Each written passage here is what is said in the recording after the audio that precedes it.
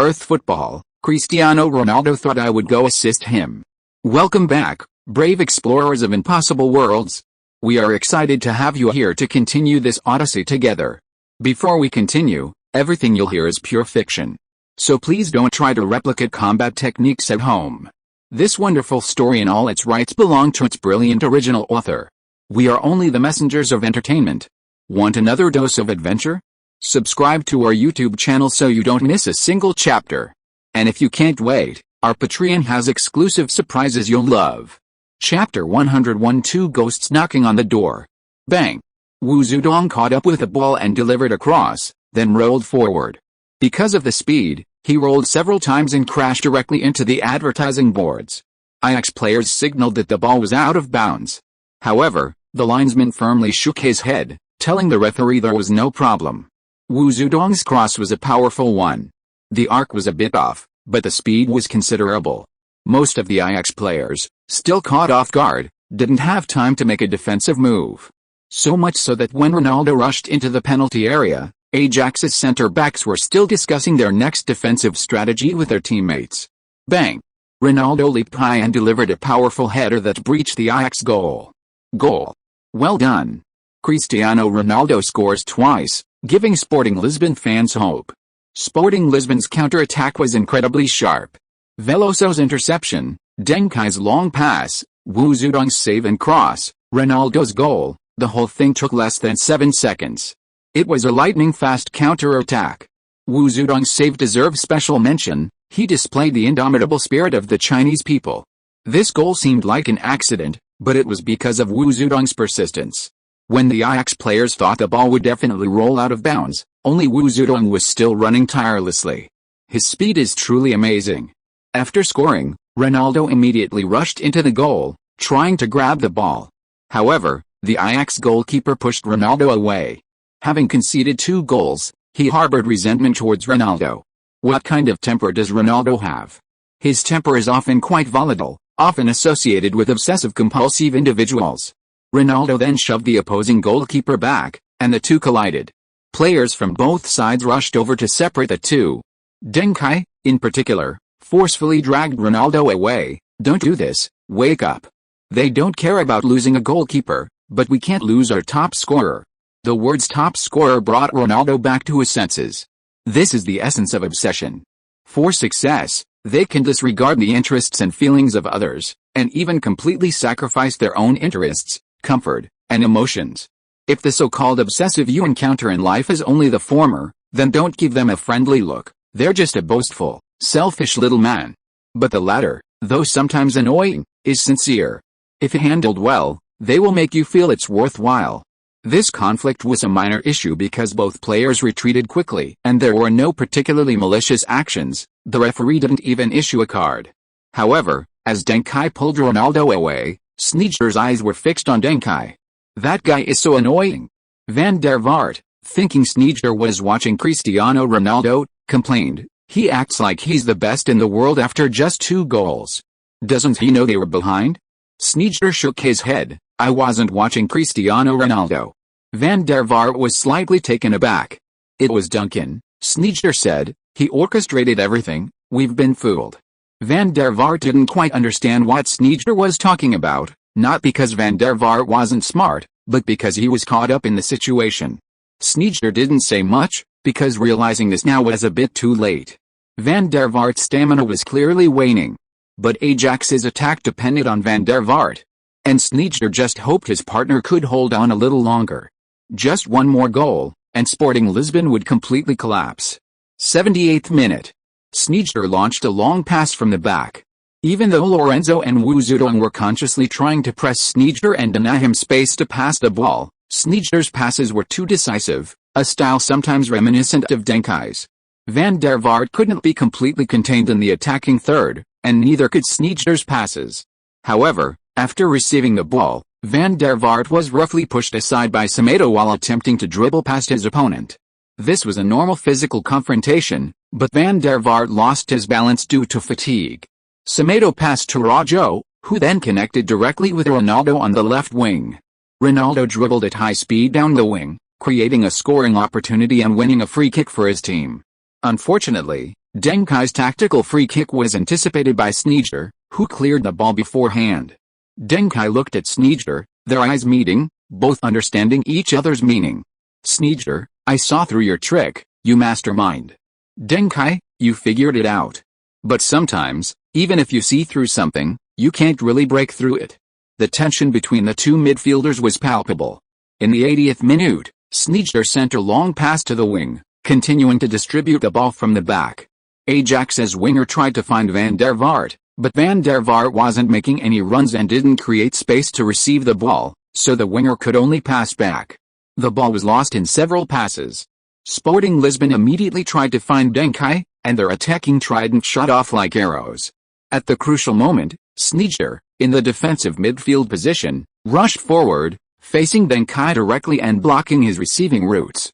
If Sneijder was Ajax's playmaker, then Deng Kai was Sporting Lisbon's. The success of a counter-attacking tactic is greatly influenced by whether or not a playmaker is present. Teams that randomly launch long balls forward when they get a counter-attacking opportunity rarely achieve high-quality counter-attacks. When a counter-attack opportunity arises, immediately finding the playmaker, Deng Kai, allows for long passes and through balls. While this might seem to slow the counter-attack slightly, the quality is more than doubled or tripled. Of course, if all your players have a good counter-attack pass, then any pass will do. For Sporting Lisbon, 70% of their threatening attacks in this match originated from Duncan's passes. Sneijder came over to delay Duncan, hoping to intercept the ball, or at least interrupt Sporting Lisbon's counter-attack. However, when Sneijder arrived, he noticed a smirk on Duncan's face. Bang! Unable to pass to Duncan, Sporting Lisbon's right-back Duarte, under pressure, could only pass back to centre-back Manuel. Manuel met the ball with a long kick, sending it forward. Sneijder was stunned. No, not going for Duncan? Then. This was definitely a low-quality long counter-attack, but in the attacking third, two green and white figures instantly pierced Ajax's defense. Too fast. Cristiano Ronaldo and Wu Zidane were like two lightning bolts. Once they started running, they were impossible to defend against. The ball flew towards the edge of the penalty area. Ronaldo and Wu Zidane, like two ghosts, raced towards the ball before anyone else could react. Before the ball hit the ground, Wu Zidane suddenly darted to the right, creating space. Ronaldo perfectly controlled the ball and dribbled into the penalty area. The Ajax goalkeeper, seeing the two figures on the right and in the center, was completely stunned. How the hell was he supposed to defend against that? At that moment, Ronaldo adjusted his footing, half-turned to the right, and made a passing motion to Wu Zidane. A fair return of a favor, it made perfect sense. After all, Wu Zidane had just passed Ronaldo a pass. The Ajax goalkeeper hesitated slightly. Bang! Ronaldo shifted his weight, twisted his body, and changed from a pass to a shot, firing a cold shot into the near corner. The ball flew in like lightning. The Ajax goalkeeper didn't even have time to get off the ground. A pass? Sorry, Cristiano's controller didn't have a pass button. Chapter 102: A true master emerges. Sneijder watched all this unfold as he chased back, utterly speechless. He'd said it countless times, Cristiano Ronaldo doesn't have a pass button. Why bother defending against Wu Zidane's potential shot? Ronaldo simply won't pass to Wu Zidane. Against a super striker like Ronaldo, you can't stop him without going to the extreme. If you can stop one of him, you should do your best. Don't be greedy. They've caught up. Sporting Lisbon has caught up. 3-3. Unbelievable. Sporting Lisbon has scored 2 goals in 6 minutes. Cristiano Ronaldo has completed his hat-trick. He's like a god today. His and Wu Zidane's double-pronged attack was incredibly lethal. The Ajax goalkeeper had no choice. Of course, Manuel's long pass on the counter-attack was also crucial. That long pass wasn't of high quality, but it doesn't matter. Any team with 2 super-fast players like Ronaldo and Wu Zidane in their attacking third doesn't need to worry about the accuracy of their passes. For these 2 super-fast players, timing is more important than accuracy. As long as the timing is right, they can turn every long pass into a brilliant one. Sneijder watched as Deng Kai rushed past him to celebrate with Ronaldo, Wu Zidane, Lorenzo, and others. Suddenly, he understood something. Not whether Sporting Lisbon needed a playmaker. Rather, he understood why Deng Kai had made eye contact with him earlier, and why Deng Kai had so aggressively demanded the ball and run into Sneijder's defensive zone before the counter-attack. Because he was pulling Sneijder out of position. If Sneijder hadn't come out, he would have been positioned right in Ronaldo's path as he cut inside without the ball. Even if Sneijder couldn't catch Ronaldo, couldn't he at least pull and tackle? He had a chance to stop Ronaldo's attack. He was being led by the nose. Sneijder felt the pressure from the opposing midfield for the first time. Although the two had hardly faced each other directly before, they had already clashed several times using their respective teams as pawns. The current situation was very unfavorable for Sneijder. Van der Vaart was out of action. Ronaldo on the other side, however, still possessed fighting spirit. And they had brought on another NMG speedster. He had to personally take the field. Sneijder cleared his mind and began to explain some subtle changes in tactics to his teammates. In the 82nd minute, Sneijder himself made a forward run to create opportunities for the team. Sporting Lisbon already had enough trouble defending against Van der Vaart. Sneijder's run was too unexpected. But after Sneijder passed the ball, Duncan slid in and brought him down. Sneijder got up, angrily shrugging, and walked towards Deng Kai, bumping him with his body and then headbutting Deng Kai as Deng Kai charged at him. The referee immediately rushed over, separated the two, and gave Deng Kai a yellow card. It was for the sliding tackle. Sneijder expressed his dissatisfaction, believing it to be a red card offense. Deng Kai's pupils contracted, and he came to his senses. Damn. Sneijder was trying to get himself a red card. Sometimes, even a yellow card offense can be influenced by the referee's decision if the injured party appears sufficiently distressed or angry. On the other hand, Sneijder had just been deliberately provoking Deng Kai. His bumping of Deng Kai wouldn't warrant a card, but if Deng Kai retaliated, he might get a yellow card. Understanding this, Deng Kai instantly stopped being angry and even managed to smile at Sneijder. Sneijder resorting to such tactics meant he was genuinely anxious. He was worried they would lose. This meant the scales of victory had tipped in Sporting Lisbon's favor. Sneijder's face darkened. He knew Deng Kai had seen through his intentions, but he had to feign composure.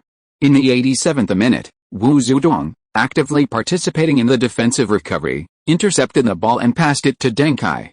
Deng Kai received the ball and used his hand to shield himself from Sneijder's attempts to harass him. Sneijder intended to use his physical advantage to suppress Deng Kai, but Deng Kai's arm strength was unexpected, holding him off. Bang!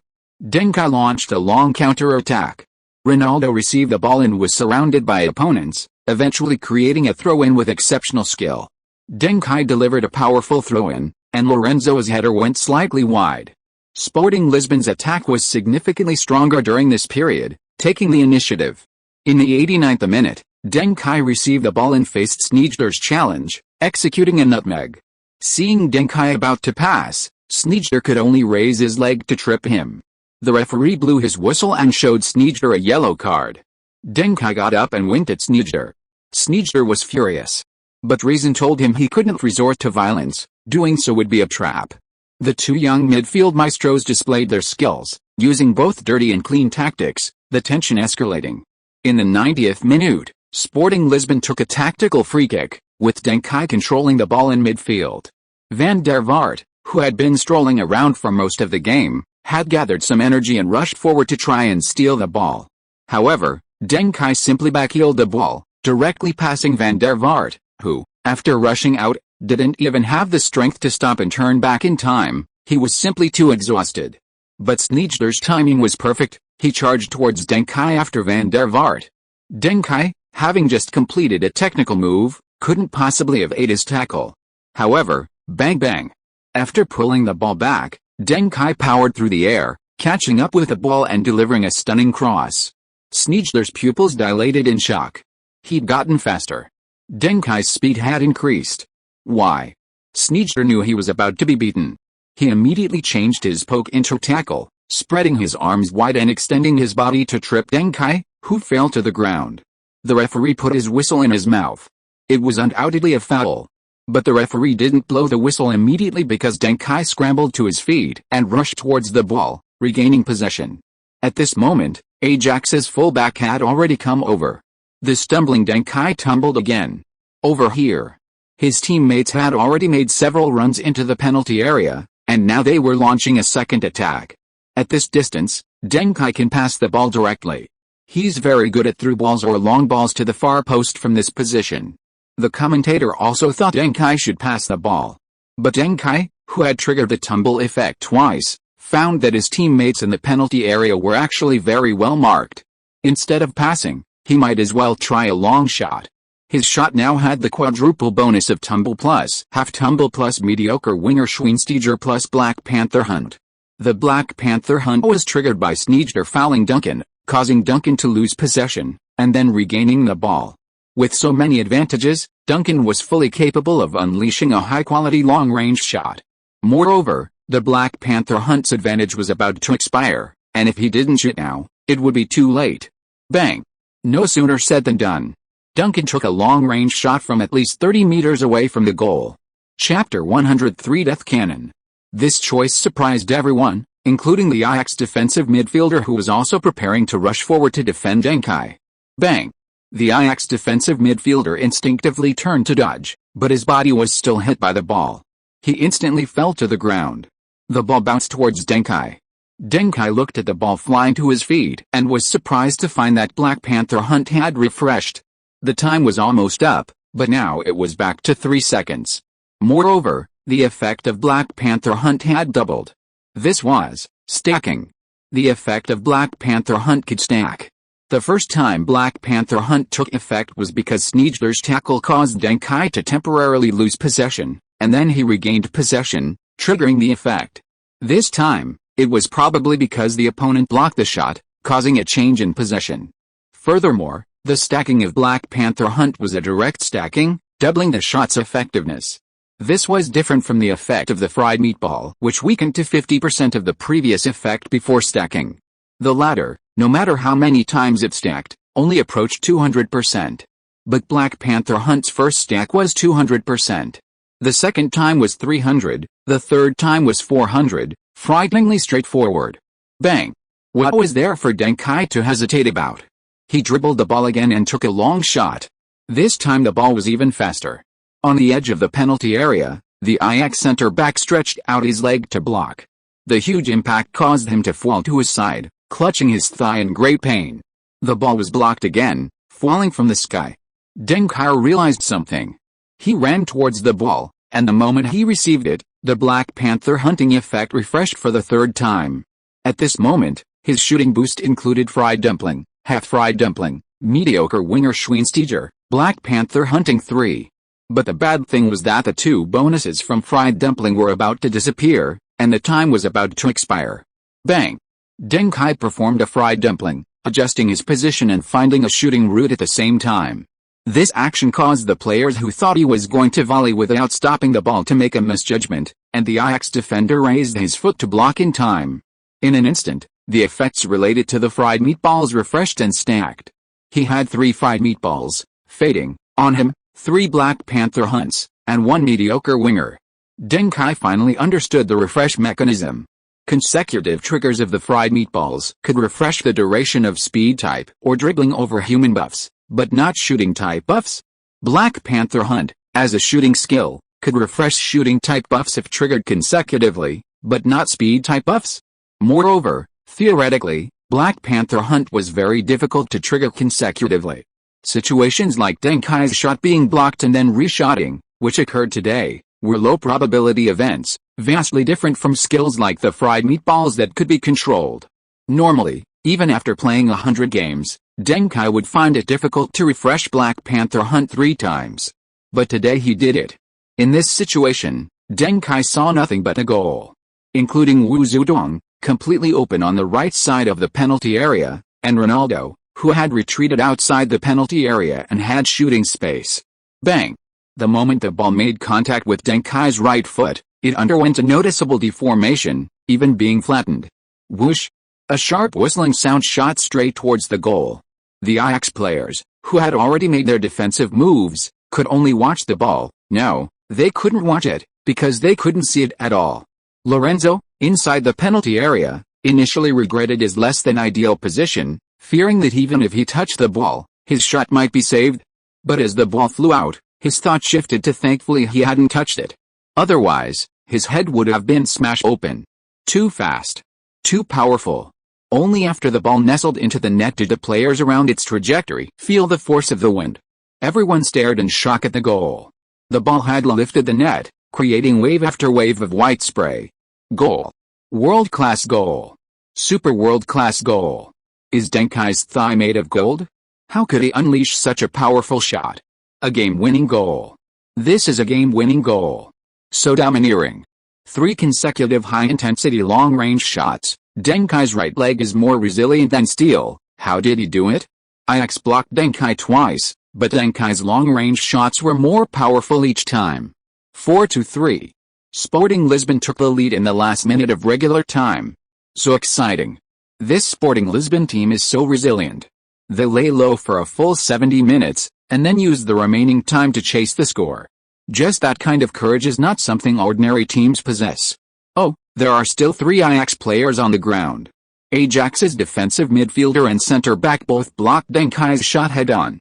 The former struggled to get up, clutching his outside thigh and gasping for breath.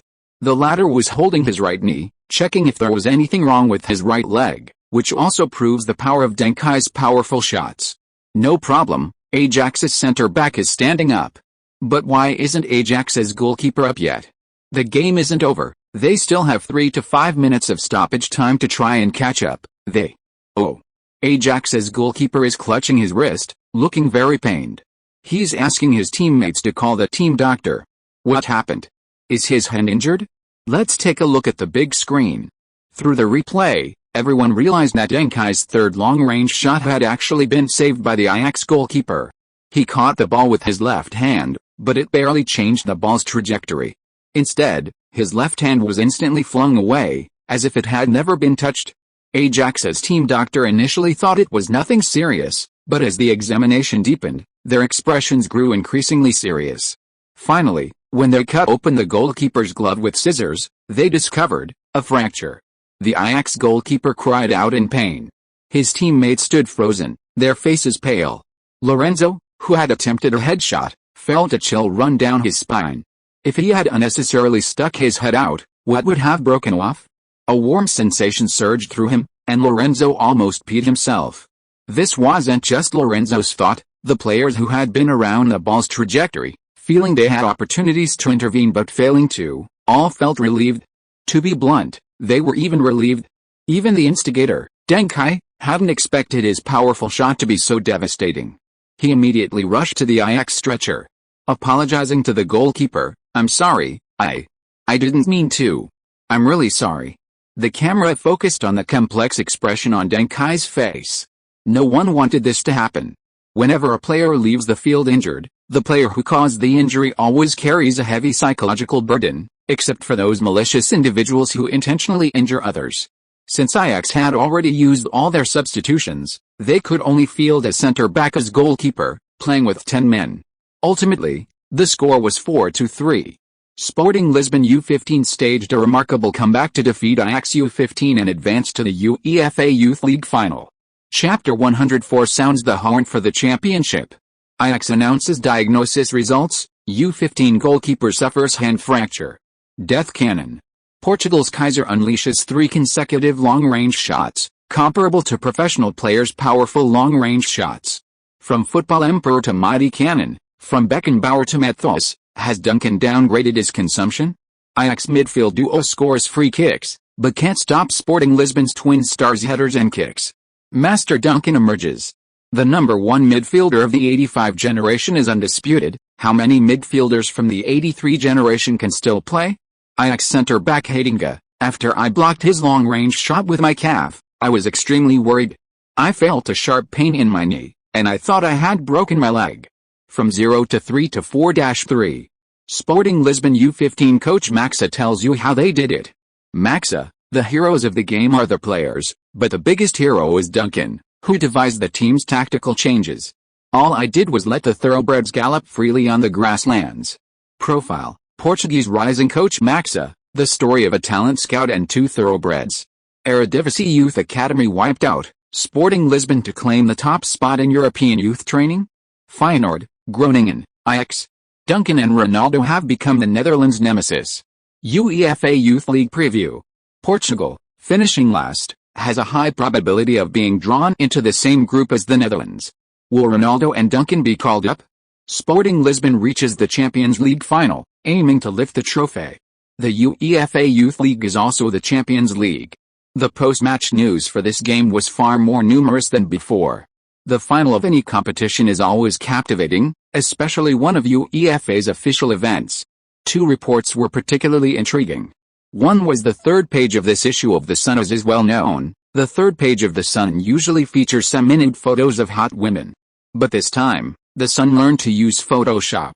On the left is still their page 3 girl, posing as if she's been hit, while on the right is a high-resolution image of Deng Kai's powerful shot. It seems the page 3 girl's pose is a direct result of Deng Kai's shot.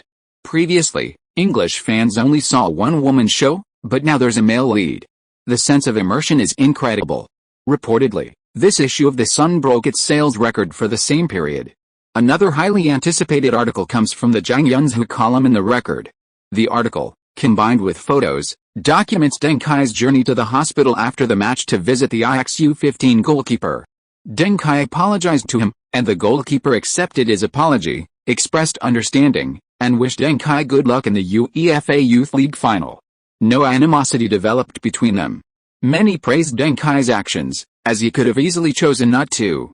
No one blames Deng Kai, everyone can see he didn't intend to hurt anyone, especially since the other player was injured by the ball. Many people even became fans of Deng Kai because of his death shot, considering it his highlight. However, in post-match interviews and an interview with Zhang Yunzhu, Deng Kai stated, "I don't want to talk about this shot anymore. This goal was very important to me and the team, but I don't want the same thing to happen again. I believe everyone, like me, doesn't want to see any accidents related to personal safety on the field. I can't use other people's pain as proof of my own achievements. I hope the media won't include this goal in their reviews, at least not for the next few years.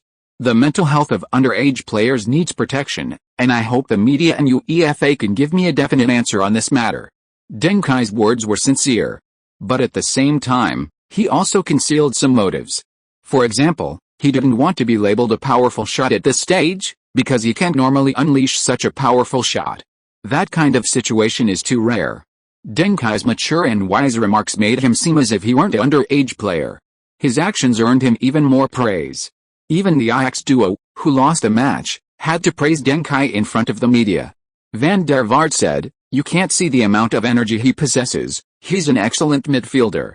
He's also a very good person, and I hope to have the opportunity to play against him again in the future." It's clear that Van der Vaart wasn't entirely convinced. Excellent midfielder is a compliment to others, but Van der Vaart sees himself as a top midfielder, a midfield maestro, a genius midfielder, a much higher level than just excellent. In the same interview, Sneijder and Van der Vaart had different perspectives. Sneijder was the only player on the Ajax U15 team who understood Deng Kai's tactics and intentions during the match. Therefore, he was better able to recognize that Deng Kai's excellence wasn't limited to dribbling skills. But Van der Vaart clearly only saw that aspect. Sneijder, Deng Kai isn't necessarily the strongest player I've ever faced. In terms of dribbling and ball control, Van der Vaart is far superior. In terms of dribbling ability and speed, Robin is clearly better. In terms of shooting and the threat to the goal, Van Persie is almost unparalleled. Even his teammate Cristiano Ronaldo, I believe, is more dangerous in pre-match simulations across various teams. But he possesses an incredible ability to change the course of a game. His intelligence, mentality, tenacity, and ability achieve a terrifying unity. Theoretically, this only happens to mature players entering their prime. I also hope to face him again, but only after I become stronger. April 21st. A breathtaking match unfolded. The Real Champions League semi-final, Manchester United vs Juventus, second leg. Juventus Inzaghi scored twice in just 11 minutes, helping his team take a 2-0 lead over Manchester United at home. They were practically in the final. But just before halftime, Beckham made several crucial contributions. First, a corner kick was delivered, and a beautiful free kick assisted Keane's header to score, pulling one back. Then, a header was passed back to Cole, who then delivered a beautiful cross, which York headed home to equalize again. In the second half, York and Cole combined to score the winning goal, completing a stunning 3-2 comeback. They pulled Juventus out of the Champions League final and then took their place. After the match, Ferguson, in an interview, sounded the horn for the title race. As Duncan said, "We are becoming the first treble winner in the top 5 leagues." This statement caused a sensation and ignited the passion of Manchester United fans. In the other Champions League semi-final, Shevchenko's Dynamo Kiev drew 3-3 with Bayern Munich in the first leg, but unfortunately lost 0-1 in the second leg, failing to go all the way. Even so, Shevchenko has scored 10 goals in this Champions League, and he is likely to become this year's Champions League Golden Boot winner. Therefore, the two teams in this year's Champions League final are Manchester United and Bayern Munich. And this is exactly as Deng Kai predicted. Articles include, 5 months ago, when I heard that young man say, Manchester United and Bayern Munich are Champions League final level teams, they will reach the Champions League final, I laughed dismissively. Articles also include, great prophet Deng Kai. He told you the correct answer for the Champions League 5 months in advance. Articles also include, the Premier League returns to the Champions League final, the level of football is skyrocketing. Articles also include, attention all European betting fans, we owe Deng Kai an apology. Chapter 105 Portugal U16 Midfield Selection. Ling. You have won a match. Your rating for this game is SS. You have obtained 10 training pole dummy, super training pole dummy, and the star player drop, Van der Vaart's flash of brilliance. Van der Vaart's flash of brilliance. As the first winner of the European Golden Boy Award, Van der Vaart's talent is undeniable. His passing and shooting are highly imaginative and threatening. Your dribbling +1, long pass +1, short pass +1, shooting +1, agility +1, and clearance +1. You have obtained the purple star player skill Scorpion Kick. Scorpion Kick. Van der Vaart has many moments of brilliance, but this moment cannot be replicated. Your Scorpion Kick is harder to block. Your ability to handle the ball with your heel has been improved. Your ability to handle balls behind you has been improved. You have consumed and obtained the blue player level skills, inside dribbling and one-touch passing. Inside step dribble, your foot sweeps over the ball from the outside and then flicks it to change direction. This is a deceptive basic dribbling move. When you successfully dribble past someone with this move, your speed and explosiveness will be enhanced. One-touch pass. One-touch passing is an essential basic skill for all top midfielders. Your passing ability is slightly improved. When you pass the ball one touch, the power and accuracy of the pass will be improved. The match against Ajax brought Deng Kai another explosive performance. Especially Van der Vaart, who is incredibly effective, rewarding Deng Kai's star player status. In comparison, Sneijder was somewhat stingy. He still wasn't convinced. But what does it mean that Van der Vaart's flash of brilliance adds a point to the clearance attribute? A genius's flash of brilliance, if it can't create a threat, then sometimes shooting and passing are just helping the opponent clear the ball. That's too true. The Scorpion Kick technique itself isn't enough to be a purple skill, but when it has the amplification for handling backheel and behind the back balls, it truly deserves the title. The highlight of this move is the Scorpion Kick motion, but the real difficulty lies in the use of the heel and the judgment of the ball behind you. It's easy to kick the ball directly in front of you, but when it flies behind you and you try to hook your leg to hit it, the difficulty is more than double. Therefore, anyone who dares to show off their skills with a Scorpion Kick-like move not only has solid technique but also a ruthless mentality. They're definitely a wolf in sheep's clothing. Kai, come here for a second. Maxier interrupted Deng Kai's reverie during training. Ronaldo was also waiting for Deng Kai at the player tunnel entrance. They then entered an office together. Besides Trigura, there was another middle-aged man in the office. Deng Kai, Ronaldo, this is Mr. Antonio Violante, the head coach of the Portuguese U16 team, Trigura introduced. He'll be leading the team in this summer's European U16 Championship.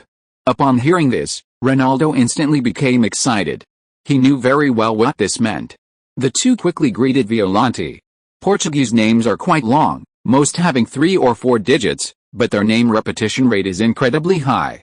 Among them, the most common name is Jose, pronounced Jose in Spanish. Then there are Joao, and a whole host of others. This has caused considerable confusion for football media professionals, especially those involved in meticulous football literature. This virant shares the same name as Veloso's father, Antonio. He had previously stated in media interviews that he was following Cristiano Ronaldo and Duncan. His visit today clearly indicated he wanted to speak with the two young players. The situation unfolded much as Duncan had predicted.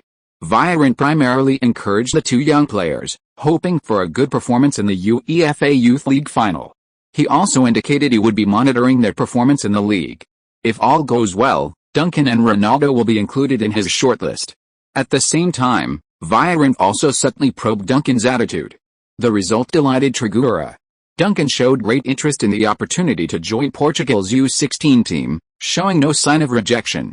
Trigura's first step in his boiling the frog strategy was a perfect success. Little did he know, Duncan and Trigura were experiencing the same emotions at that moment. Being selected for the Portuguese national youth team was the most important step in Deng Kai's career plan. He thought it would be 2 or 3 years before he had the opportunity. Unexpectedly, it came so quickly. It was truly a stroke of luck. During the match, everyone inevitably talked about the game against Ajax. Violante praised Sporting Lisbon U15's resilience. Of course, it wasn't hard to tell from Violante's words that he also thought Ajax's two stars might be stronger. Ronaldo was a little unhappy about this. He felt he hadn't received 100% recognition, but he couldn't say anything. Deng Kai wasn't planning to say anything either. Until he heard. Speaking of which, is Hugo Viana's foot alright? Trigura asked Violante as he saw him out. Hugo Viana is a Sporting Lisbon Youth Academy player. He should be playing in the U15, but he's currently in the U17 and will likely move to the U19 next season. It's normal for talented players to switch teams. Ronaldo even set a record by playing for 5 different levels of teams within a year before finally joining Sporting Lisbon's first team. Sporting Lisbon will make a move for Simeão this summer, then heavily promote Quaresma. And if all goes as expected, once Quaresma becomes a star, they will pour all their resources into Hugo Viana. This player is positioned as a midfield core, capable of playing in multiple positions including midfielder, attacking midfielder, left winger, and left forward. As previously mentioned, the current focus for developing star players is primarily on wingers. Hugo Viana's potential to become Sporting Lisbon's next prodigy in midfield is undeniable. He will likely become Portugal's most talented midfielder and left winger. This also highlights that Cristiano Ronaldo wasn't initially a significant player among Portugal's new golden generation. Any well-known young star could easily outshine him. His right foot is fully healed, and he's in excellent form. He's definitely a better choice than Igor, Villara, and Meireles. Trigura confidently assured them. Igor, the midfield core of Porto U15, is an attacking player. Villara, the midfield core of Benfica U15, is an all-around midfielder. Raul Meireles, the midfield maestro for Boavista's U17 team, is capable of both attack and defense, and may even leave a lasting mark on Liverpool and Chelsea. This is Portugal's U16 midfield setup. This is bad. Is this establishing Hugo Viana as the midfield maestro? If so, then Deng Kai's in trouble. He'll most likely be a substitute. Although Violante is one of the few coaches who currently favors a 4-3-3 formation, there are only 3 midfield positions. Hugo Viana is an attacking midfielder with poor defense. If he becomes the midfield maestro, the team will have a huge need for defensive solidity. A defensive midfielder paired with a versatile Raul Meireles would be an ideal midfield combination. Deng Kai currently cannot compete with Meireles. Meireles plays for the U17 team and is versatile in both attack and defense. Deng Kai, on the other hand, is an attacking midfielder with some defensive highlights, but his overall impression is that he's strong in attack but weak in defense. This ability chart overlaps with Viana's, so he can be Viana's substitute. But as mentioned before, the worst situation for a team isn't the substitutes, but the substitutes for the core players. If the core player is underperforming, the team is bound to perform poorly and be eliminated early. If the core player is performing exceptionally well, the team will naturally be more reluctant to substitute him. In either case, Deng Kai won't get enough playing time. He might as well be Meireles' substitute. When some people in China analyze the situation, the image of Deng Kai as a strong European football prodigy will be shattered. This Portuguese U16 team, if they're going to be selected, they must have outstanding performances and results. Mr. Violent, do you know why Ajax lost to us? Deng Kai asked. Chapter 106 Substitute or Starter? Virant stopped in his tracks.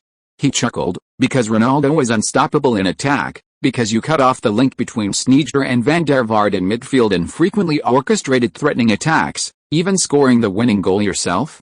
Ronaldo smiled too. He was delighted. Yes, I am unstoppable. Mr. Virant truly understands football. However, in Virant's mind, he was already devaluing Deng Kai. Deng Kai's intelligence exceeded his expectations. From just his question to Trigura, Deng Kai had somehow grasped his approximate position in Portugal's U16 team. No wonder he's a scholarship recipient from the University of Lisbon. But Deng Kai's mistake was his eagerness to show off. So what if he got lucky and beat the Ajax duo? Was it really necessary to boast about it repeatedly? Was he trying to increase his place in his midfield lineup? This approach backfired. Trigura, clearly understanding Virant, immediately changed his expression and tried to distract him. However, Deng Kai preemptively answered Virant, because they're too conservative, they don't ever use a double attacking midfielder formation. Trigura was taken aback. This double attacking midfielders?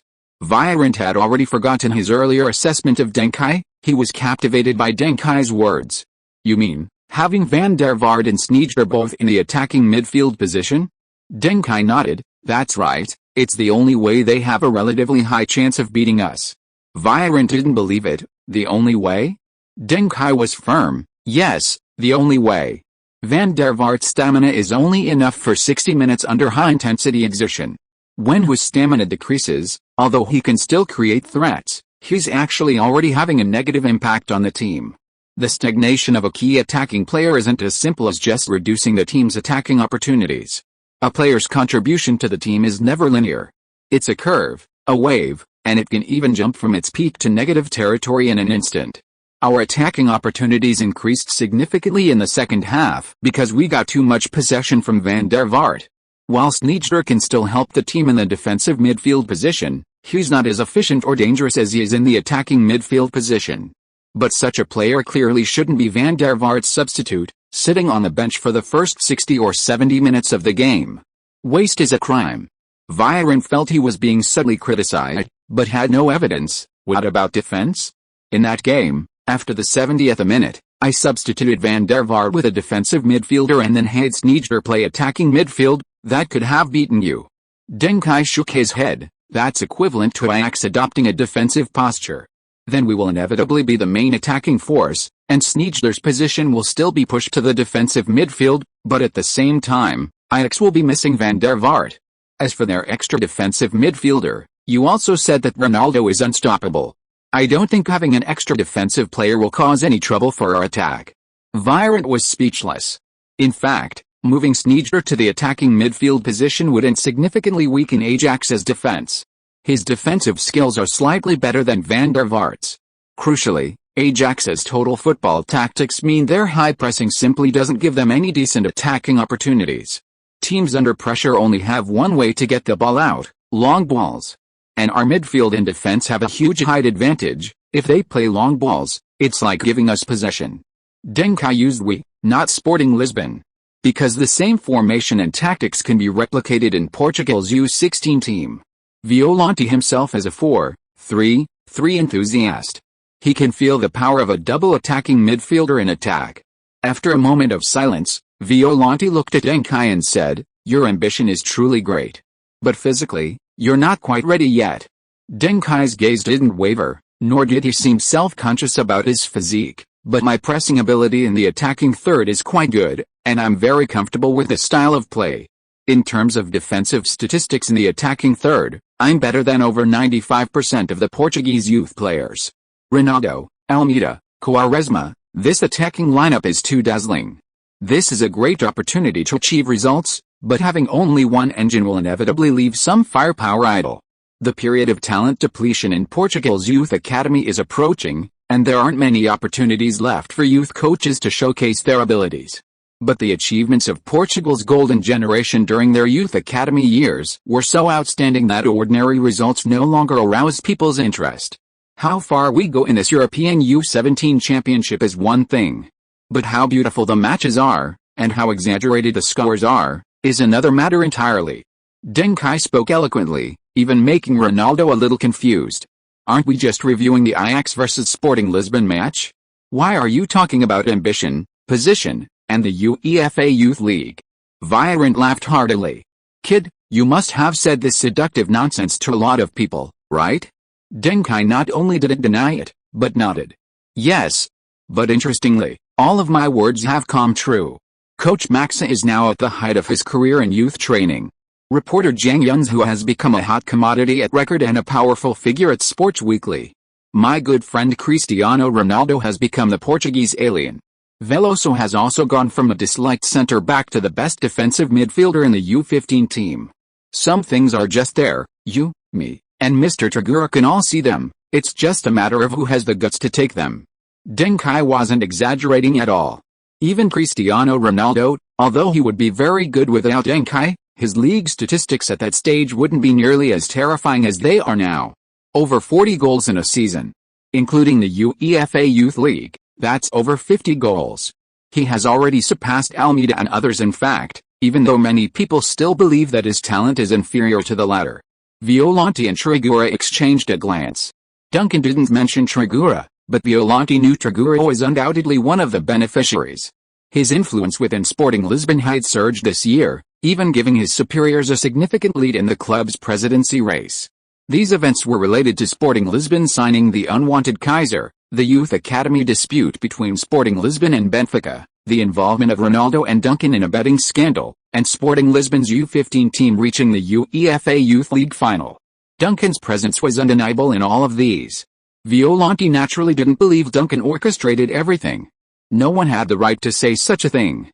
However, Duncan's on-field skills, football intelligence, and personal intelligence and emotional intelligence certainly played a significant role. Violante narrowed his eyes. Most people in this world are ordinary and unremarkable. But there are indeed some who possess talent and luck that ordinary people cannot reach. I see the talent in you. As for luck, that needs to be proven with honors and trophies. I'll look forward to your performance in the league and the UEFA Youth League. With that, Violante and Trigura left. Just as he was about to turn the corner, Deng Kai's voice came from the office. You'll see photos of me holding those 2 trophies in the newspapers. Chapter 107. No, it's the core. Violante was taken aback. Then the 2 disappeared completely. Once outside the training ground, Trigger asked, any championship is elusive until the final 90 minutes are over. You're asking him to win 2 championships in exchange for a starting position? Isn't that a bit harsh? Violante shrugged. I didn't say I wanted a double crown, he said it himself. Any trophy he wins is enough reason for me to put him in the starting lineup. You know, the pressure in my position is immense. Many selected players need reasons from their clubs, families, teachers, coaches, etc. Trigger smiled wryly. So Deng Kai made things harder for himself? You're being a bit unfair. He's still a kid. Are you really going to hold it against him? A sly glint appeared on Violente's face. Of course I'll hold it against him. I'm very serious, but if he really can win 2 championship trophies, he might not just be a starter. Trigger was stunned. Not just a starter, but a core player? Violante is planning to make Duncan the midfield core? Holy crap. Such a big move? Is this an attempt to overturn the existing core structure? But what about Viana? His potential is world-class. Viana is old enough to play in the European U16 Championship this year, but not in next year's U17 World Cup. The same goes for Quaresma, Violante said meaningfully. And they will soon be moving into the reserve team and even the first team. Their focus will shift from the national youth team to their clubs. Physical condition, energy, time, focus will all change accordingly. I have to plan ahead. Ronaldo has improved a lot this year. His talent isn't top tier, but his growth has exceeded everyone's expectations. Who knows what he will become in the future? He might surprise those who trust him. And Ronaldo and Duncan always create chemistry. Honestly, I have doubts about Duncan's future career. But I have absolute confidence in his performance in his youth. His tactical maturity is professional level, which is somewhat overwhelming for other players his age. Trigura nodded repeatedly, extremely happy. Although Viana is also a near-star player nurtured by Trigger, influenced by his parents and current coach, he is considered a player Trigger is grooming in opposition to Viana. Trigger doesn't hold a grudge against Viana for this. However, if he had to choose between Duncan and Viana to dedicate his full efforts to developing, he would undoubtedly choose Duncan. If Duncan is available, choose Duncan. If not, choose Ronaldo. If neither Ronaldo nor Duncan is available, then only Hula. As time passed, the major leagues came to an end. The Portuguese U15 league also entered its third stage, the championship stage. 4 teams played 6 matches, with the final standings determining this year's U15 league champion. April 26.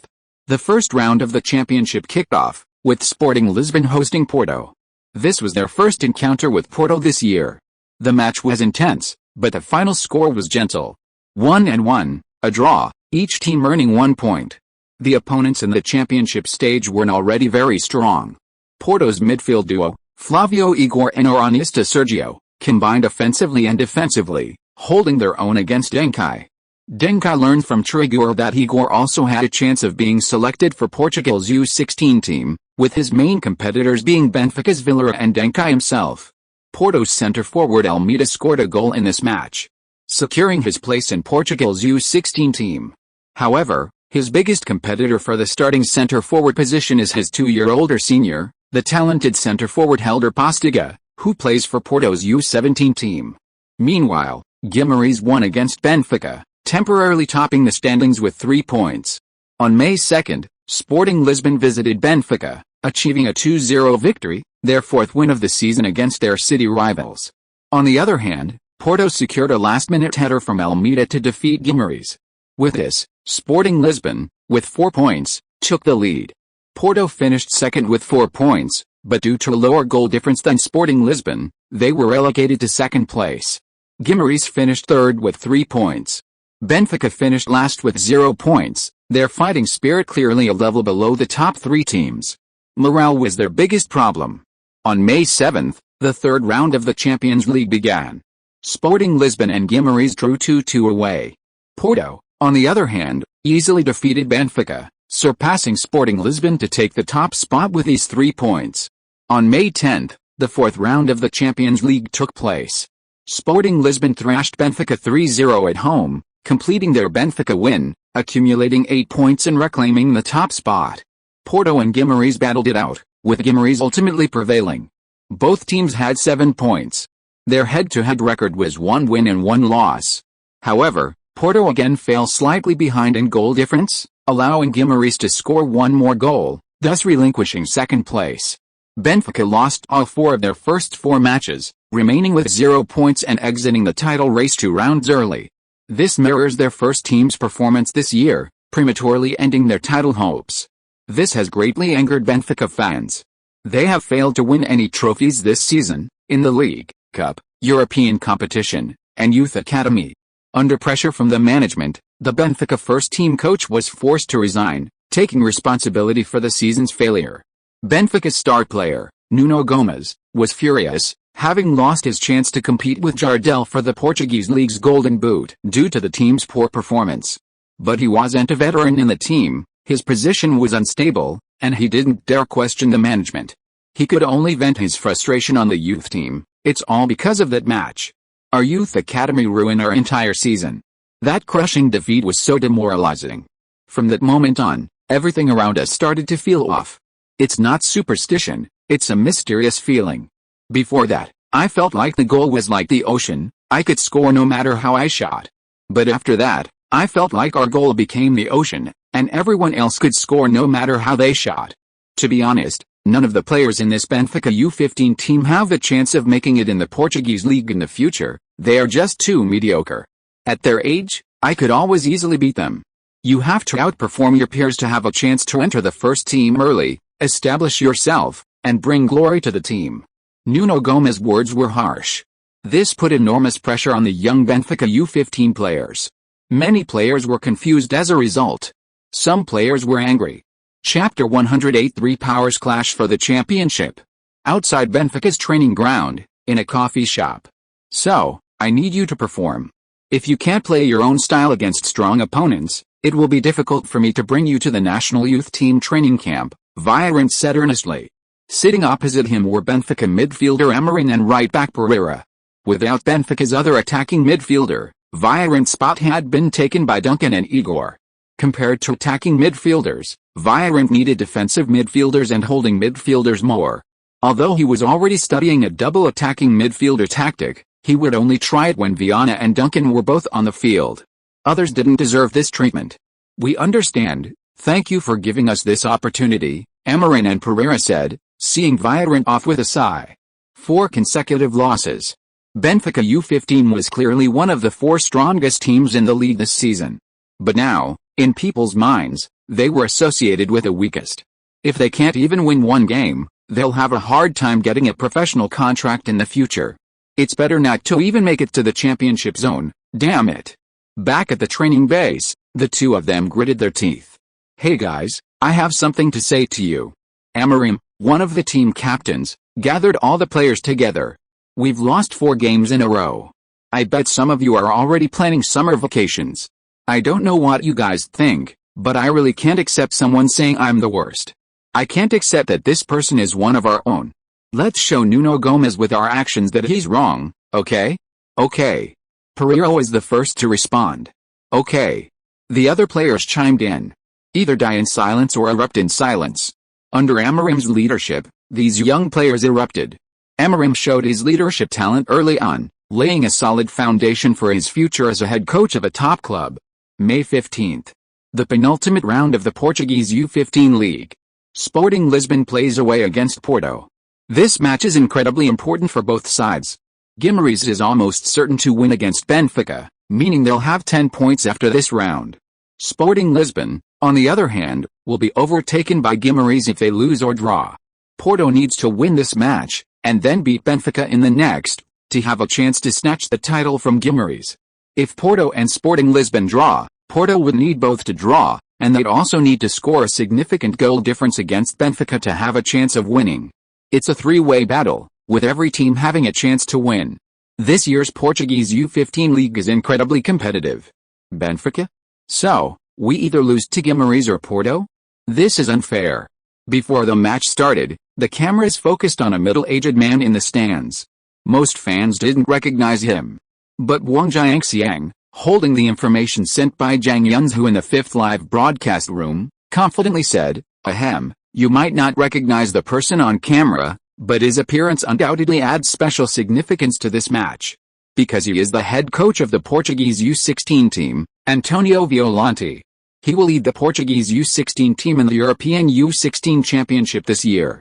And Almeida, Igor, Oranista, Bruno Leiva, Cristiano Ronaldo, Veloso, Semedo, Angelo, and Deng Kai are all on his radar. Yes, Deng Kai is very likely to wear the Portuguese jersey this summer. If he is indeed selected, he will become the first player of Chinese descent in the Portuguese national team." Wang Jiangxiang's introduction excited many fans watching the game. Is Deng Kai that good? He's already in the Portuguese national team. The national youth team, in a sense, is also a national team. Wait, no, Deng Kai's of Chinese descent, shouldn't he be able to join the national team? But these questions were quickly forgotten by the fans. People usually treat people of Chinese descent as Chinese citizens, but the identification documents are different. Besides, Deng Kai's still young, and there aren't the conditions in China for him to play in the European U16 Championship. At most, there's the Nike Cup. Back on the field. For the first 30 minutes, both sides traded blows. This was Deng Kai's second time facing the midfield duo of Igor and Oranista. They were a perfect combination in attack and defense, with excellent teamwork and results. In the 32nd minute, seeing that his passing and regular attacks were failing to break through, Deng Kai tried a different approach. He first backheeled a ball to get past Igor, then dribbled to challenge Oranista. As the two met head-on, Deng Kai used an inside step dribble move, feigning a breakthrough on the left, but actually accelerating to the right. Oranista wasn't completely out of position at first. But Deng Kai pushed Oranista with his hand during the breakthrough. Deng Kai has strong upper body strength and a strong ability to actively disrupt opponents' balance while moving, thus completely shaking off Oranista. Porto's center-back was pulled out by Deng Kai, who delivered a beautiful diagonal pass. Ronaldo received the ball and scored 1-0 45th minute. Porto midfielder Oranista passed the ball wide, looking for attacking opportunities on the flank. When they can't break through, they rely on Almeida's height to their advantage. They use this tactic to secure a last-minute victory against Guimarães in the second round. Sure enough, with the first half nearing its end, Porto launched an attack, and Sporting Lisbon focused solely on defense, allowing Porto to deliver a cross from the flank. Almeida leaped high and headed the ball past Sporting Lisbon 1-1. Soon, after a 15-minute break, both sides attacked again. 57th minute, Deng Kai played a long pass to Marcelino, who broke through and passed to Lorenzo. Lorenzo attempted a shot while battling, but it lacked quality and was saved by Porto goalkeeper Valle. In the 66th minute, Almeida scored again with a header. However, the linesman raised his flag early, indicating Almeida was offside, and the goal was disallowed. In the 74th minute, Deng Kai moved to the right flank, and after a 1-2 with Marcelino, he made a rare decisive run down the wing. Bang! Deng Kai delivered a high cross. Ronaldo's judgment of the ball's trajectory was extremely accurate, and his incredible jumping ability allowed him to leap first, but his head still touched the ball. The ball grazed the underside of the crossbar and flew into the goal. 3 parts skill, 7 parts luck. 2-1. Sporting Lisbon took the lead again. If you are listening to this novel on a channel other than Fanfic World, it means it was downloaded and re-uploaded without effort. We warmly invite you to visit our channel, Fanfic World. There you will find the original version of this story and many other novels of various genres. We look forward to seeing you dive into a world of incredible novels. Chapter 109. This is very sudden. Then, Maxa substituted Wu Zedong for Marcelino. Moving a right back to the right winger position was undoubtedly a signal to strengthen the defense. Just moments before, Maxa had received astonishing news: Benfica had taken the lead against Guimarães. If the game ended at this moment, then, in the 81st minute, Oranista and Igor combined effectively in the middle. Igor's dribbling was impressive, creating a free kick in a very good position. Igor took the free kick himself. Bang! The ball cleared the wall with excellent quality. Clang! Unfortunately, a bit of luck was lacking. The ball hit the crossbar and bounced downwards. Pilar reacted quickly, immediately raising his right hand to deflect the ball. His intention was to shoot outwards, but the ball bounced off the crossbar with too much speed and spin, causing him to miss-hit it. The ball went high but not far, remaining within the penalty area. A scramble ensued between the two teams. Finally, the towering Almeida seized the advantageous position, heading the ball into the goal without even jumping. Ronaldo, Veloso, and others immediately raised their hands to signal offside. However, the linesman remained unmoved. Almeida was indeed not offside. Pilar, sprawled on the ground, angrily slapped the grass, hating his mistake at the crucial moment. They were about to win, but 2-2. The score was tied. Conceding a goal in the 80th minute had a significant impact on the morale of the team that lost. Many Sporting Lisbon players had mentally accepted the draw. However, Deng Kai noticed a lot of people walking around near the players' tunnel. There were stadium staff, but also people in other uniforms. Someone was carrying a suitcase. Deng Kai frowned slightly. He looked towards the coaching bench and the stands, and found many people looking at their phones instead of watching the game. 8 points, 7 points, 7 points, 0 points. We win and we have 11 points, Porto still has 7. If Benfica beats Guimarães, 3 points, Guimarães still only has 7 points. 4 points behind us, then. Deng Kai suddenly realized. His heart skipped a beat. Even though the original goal had always been this, when you actually achieve it, you are still very excited. That is, the championship. If they win this match, Sporting Lisbon U15 could very well win the league title around early. Championship. Deng Kai shouted loudly. The Sporting Lisbon players looked at Deng Kai, still not quite understanding. It wasn't that the Portuguese players were bad at math. It was just that before this match, Benfica was in such a bad state, attracting everyone's attention while making everyone completely forget that they had a chance to beat Guimarães. In addition, the scores of the other 3 teams were very close, and everyone thought it was a 3-way battle for supremacy. But they didn't expect that this match could also have a sudden death scenario. In an extreme case, after this match, the champion of this year's Portuguese U15 league would be born. That's it, Sporting Lisbon. Champions. Win this game, and we're champions. Deng Kai clenched his fist and roared to the sky, champions. The next moment, the Sporting Lisbon players reacted, howling and shouting, champions. Champions. Champions. The commentators were also bewildered. What's going on? Porto scored, but why is Sporting Lisbon suddenly so excited? What are they shouting? Champions? My God. Benfica is 2 goals ahead of Guimarães. Really? They're going to win. So, if Sporting Lisbon also beats Porto, they'll become the season's champions a round early. Oh. According to insiders, Portuguese Football Federation officials have already gone to the match between Sporting Lisbon and Porto with the championship trophy. They're going to present the trophy to the potential champion. However, it's a pity that Porto has already equalized, so the Football Federation officials will have made a wasted trip. Sporting Lisbon may miss this round of the trophy ceremony, leaving the suspense for next week. On the field, it was clearly over 80 minutes in. However, both sides played with the intensity of the first 10 minutes. Sporting Lisbon's players were on fire, launching relentless attacks with overwhelming momentum. They wanted to win. They wanted the championship. Porto's players, equally tireless, pressed high throughout the match. You think you can win the championship on our home turf? Dream on. Defeat you, and we might be the champions next round. In the 84th minute, Deng Kai launched a long pass from the back.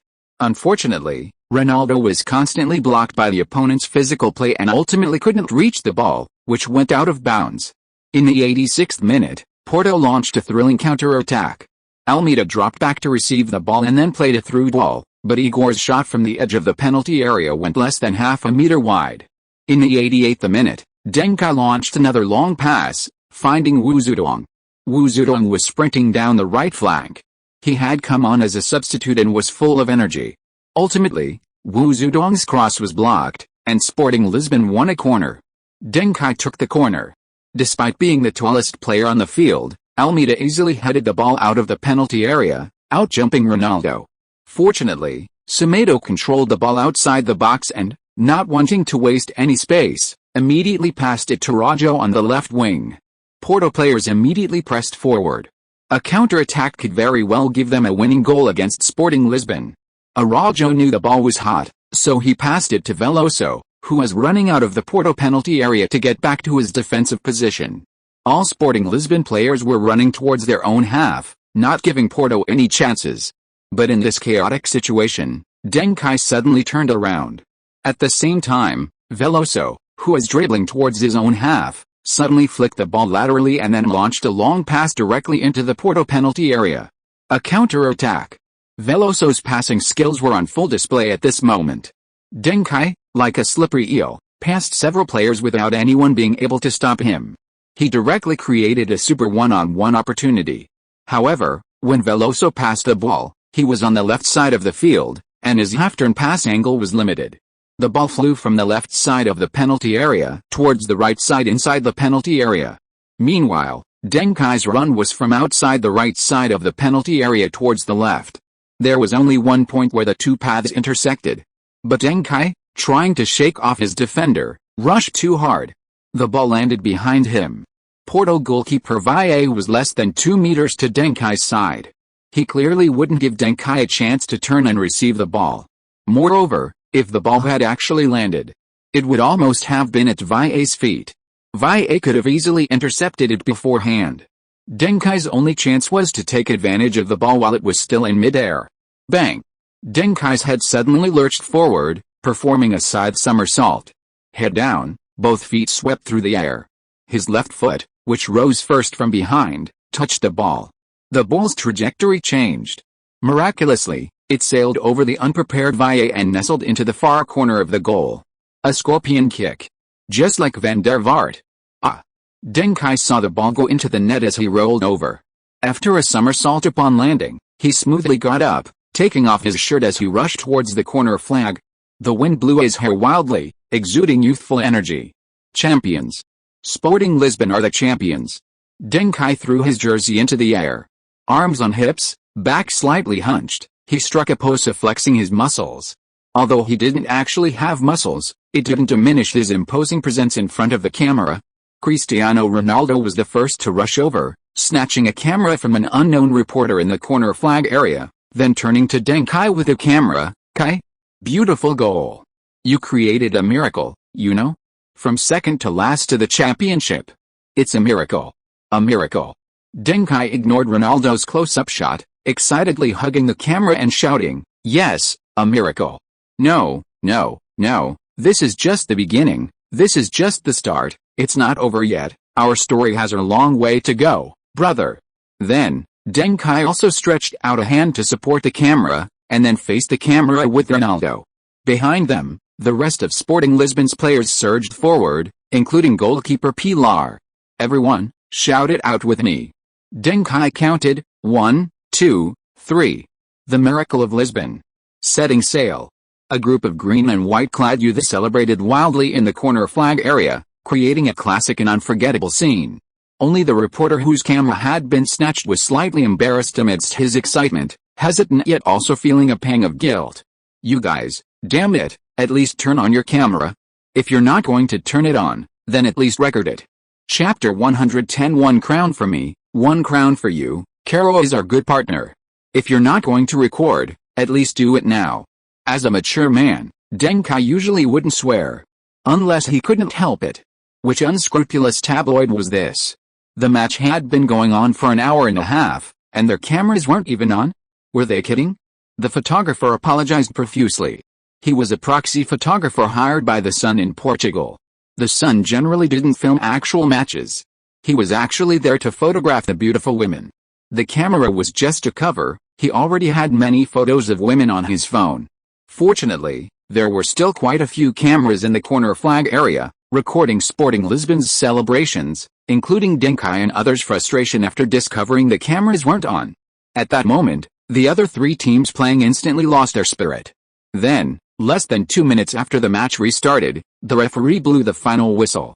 Porto fans left the stadium en masse, ignoring the announcement of a championship ceremony. Of course, as a youth tournament, the Portuguese Football Federation was quite dedicated, calculating that Sporting Lisbon U15 had a chance to win this round and bringing the championship trophy with them. But, the scale couldn't be too grand. They didn't even set up a temporary podium. Instead, 4 staff members held up a large banner behind them. It read Portugal U15 League Champions. There wasn't even a signature. Obviously, it could still be used next year. Then, under the lens of the official media photographers, the players stood together. Kai? Messi received the championship trophy from the organizers and then handed it to Deng Kai. Ronaldo's eyes were fixed on Messi the whole time, but Messi acted as if he didn't see it. As a sycophantic coach, Messi knew better than anyone who he should flatter. Ronaldo was the sharp knife, and Deng Kai was the hand that held the knife. A person with hands would naturally choose the sharp knife, but Messi, an outsider who knew almost nothing about tactics and their evolution, definitely needed to find a master. 1, 2, 3. We are the champions. Deng Kai stood in the center, raising the championship trophy above his head. Meanwhile, Ronaldo stood on the edge, filled with envy and jealousy. Being taller, he naturally had to lean back and to the sides. Damn. Caesar's decisive kick. Scorpion kick helped Sporting Lisbon lift the championship trophy. Hope in the future. Deng Kai and Ronaldo lead Sporting Lisbon's youth academy to the league title. Sudden death. We all knew this match would be intense, but we didn't expect it to be this intense. City friendship? Benfica defeats Guimarães, helping Sporting Lisbon lift the trophy a round early. Sporting Lisbon, after years without a title, finally welcomes its first trophy. Deng Kai and Ronaldo set an example. Why wait for the Red Devils to win the title? Deng Kai, this is just the beginning. The Lisbon miracle is setting sail. The first Chinese player to win a league title this season has emerged. Wu Zedong. The news of Sporting Lisbon's U15 team winning the championship was originally just a small piece of news in the football world. Every year, many youth teams win their league titles, but none of them generate much buzz. This year, however, is different. Because at the post-victory press conference, Deng Kai addressed Manchester United, saying, "Manchester United, you know you've won? Watch closely, I'll only perform once." With that, Deng Kai raised the championship trophy. Laughter erupted from the audience. The video quickly went viral online. Manchester United fans were both gratified and amused. This kid, is he teaching Manchester United how to lift a trophy? Reporters tried to interview Manchester United players for their opinions, but were unsuccessful. Manchester United is now in the final stages of their 3-front title race, and Ferguson has banned players from giving any interviews. He even demanded that players abstain from sexual activity for the next 10 days of the season, refraining from sleeping with members of the opposite sex to avoid affecting their match performance. The Manchester United players ridiculously agreed. Human rights? Freedom? Sorry, in the face of a championship, these can be temporarily set aside. That's the power of a champion. Then, the 38th round of the Premier League kicked off. Manchester United led Arsenal by 1 point in the standings. Their final opponent was Tottenham Hotspur, and they needed a win to become the Premier League champions this season. However, in the 24th minute, Tottenham scored. Manchester United's seemingly secured title was jeopardized by Tottenham. This inevitably brings to mind the recently concluded Portuguese U15 League. Sporting Lisbon's Youth Academy won the title, and their city rivals Benfica helped them achieve it. Tottenham and Arsenal are both London teams. Could Tottenham also stage a brotherly moment? Would they help their neighbours Arsenal defeat Manchester United and snatch the trophy? In the 42nd minute, Manchester United's mastermind Scholes passed the ball to Beckham, who scored to equalise. In the 47th minute, Andy Cole scored the winning goal, putting Manchester United 2-1 ahead of Tottenham, and putting them back at the top of the Premier League table. The rest of the match became a brutal grinder. But the score remained unchanged. Ultimately, Manchester United, having won the match, edged out Arsenal to claim the last Premier League title of the 20th century. After the match, Beckham, in front of reporters, held up the Premier League trophy, mimicking Duncan's gesture, and laughed. "Look what this is, Duncan. This is the Premier League trophy. We've learned it." The reporters burst into laughter. Beckham was responding to Duncan's comment about Manchester United winning the title. Headlines like Manchester United's biggest contributor to the title win, Duncan, one title for you, one title for me. Duncan and Ronaldo are good partners for the Red Devils. Manchester United aims for a treble in 10 days. The last season of the 20th century is so exciting. Bayern Munich fans, go kill him. Duncan is a great prophet. Manchester United players still refuse interviews. If we want to know their situation, perhaps we should ask Duncan. The day before Manchester United won the league title, Sporting Lisbon's U15 team won the league title. The day before Manchester United played the Champions League final, Sporting Lisbon's U15 team was to play in the Youth Champions League final, and Youth Champions League final, a prelude to the Champions League final, propelled Sporting Lisbon to the top of the trending topics. May 21st. Although the Portuguese U15 League has already crowned a champion, the final round of matches still needs to be played. Sporting Lisbon U15 rotated key players such as Duncan and Cristiano Ronaldo in preparation for the UEFA Youth League. They lost 0-3 to Guimarães, who are visiting the league. Meanwhile, at another stadium in Lisbon, Benfica grew stronger with each game, unexpectedly defeating Porto. Porto ultimately relinquished second place to Guimarães due to goal difference, finishing third. Although Benfica only finished fourth, they significantly dominated the top three positions, finally showing the makings of a strong team. Amorim and Pereira performed exceptionally well in the last two matches, earning public praise from the Portuguese U16 national team coach, Violante. On May 22, the Portuguese U15 League Committee announced the various awards for this season. Chapter 111 Season Honours, Second Gold Skill. Cristiano Ronaldo and Deng Kai emerged as the biggest winners of the season. Deng Kai, with 16 goals and 25 assists, won 3 major awards: the league's top assist provider, the league's best midfielder, and the league's best ZI, and was nominated for the league's best player. Ronaldo, with 44 goals and 7 assists, won the league's Golden Boot, the league's best player, the league's best striker, and the league's best ZI, becoming the biggest winner of the season. These awards were actually expected after Sporting Lisbon's U15 team won the championship. Their dominance in the game was simply too strong. However, no one expected that in the final vote for the league's best player, Deng Kai's votes were only 3 votes behind Ronaldo's.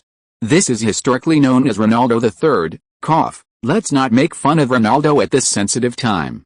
Ronaldo's selection as the best player was naturally undisputed. The reason everyone was surprised by Deng Kai's votes is that midfielders are inherently at a disadvantage compared to strikers in the competition for honors. Defenders are further at a disadvantage compared to midfielders. This can be seen in popularity and past award lists. Simply put, the goal-scoring mission and direct goal-scoring performance of strikers are more easily seen by the average person. Those who don't understand football look at goals. Those who understand football look at passes. Those who understand a little more look at playmaking. Only then comes defense and transitions after a successful defense. This statement, though humorous, reflects a basic principle. Goals are something everyone understands, but the subsequent aspects have varying levels of understanding. This first hurdle likely filters out 70–80% of those who follow football news. Therefore, by being only 3 votes behind Ronaldo as a midfielder, Deng Kai, in the eyes of professionals, has already done better than the player of the season. Besides Deng Kai and Ronaldo, several Sporting Lisbon U15 players are also in the best eye. Veloso was selected as the best midfielder.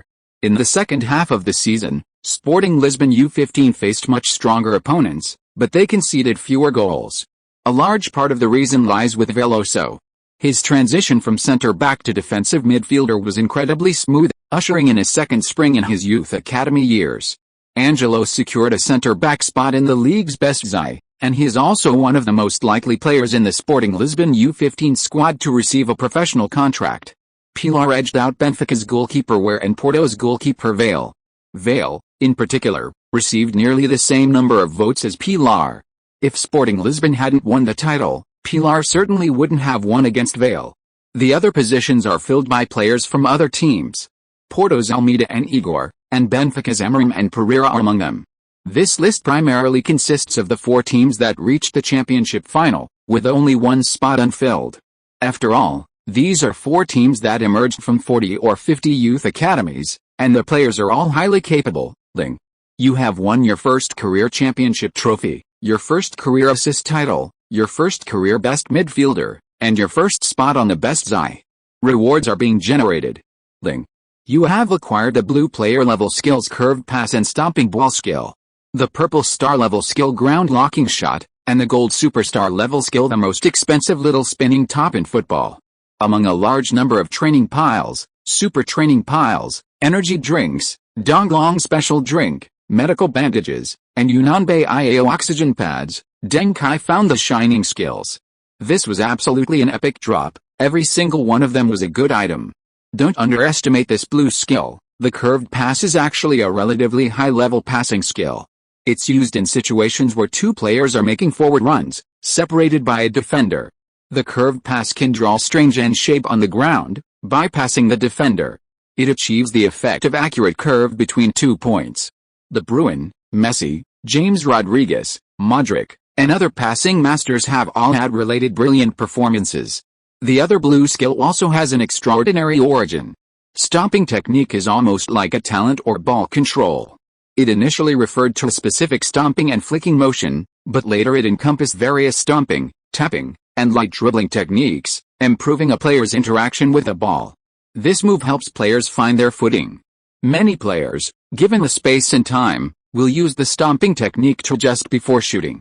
If the opponent presses, they can better execute dribbling moves. If the opponent doesn't press, they can shoot directly, creating a triple threat in football. Both of these skills are incredibly useful basic skills, powerful enough even without any attribute points or special effects. But as a reward for various firsts, today's rewards are only getting better, not the best.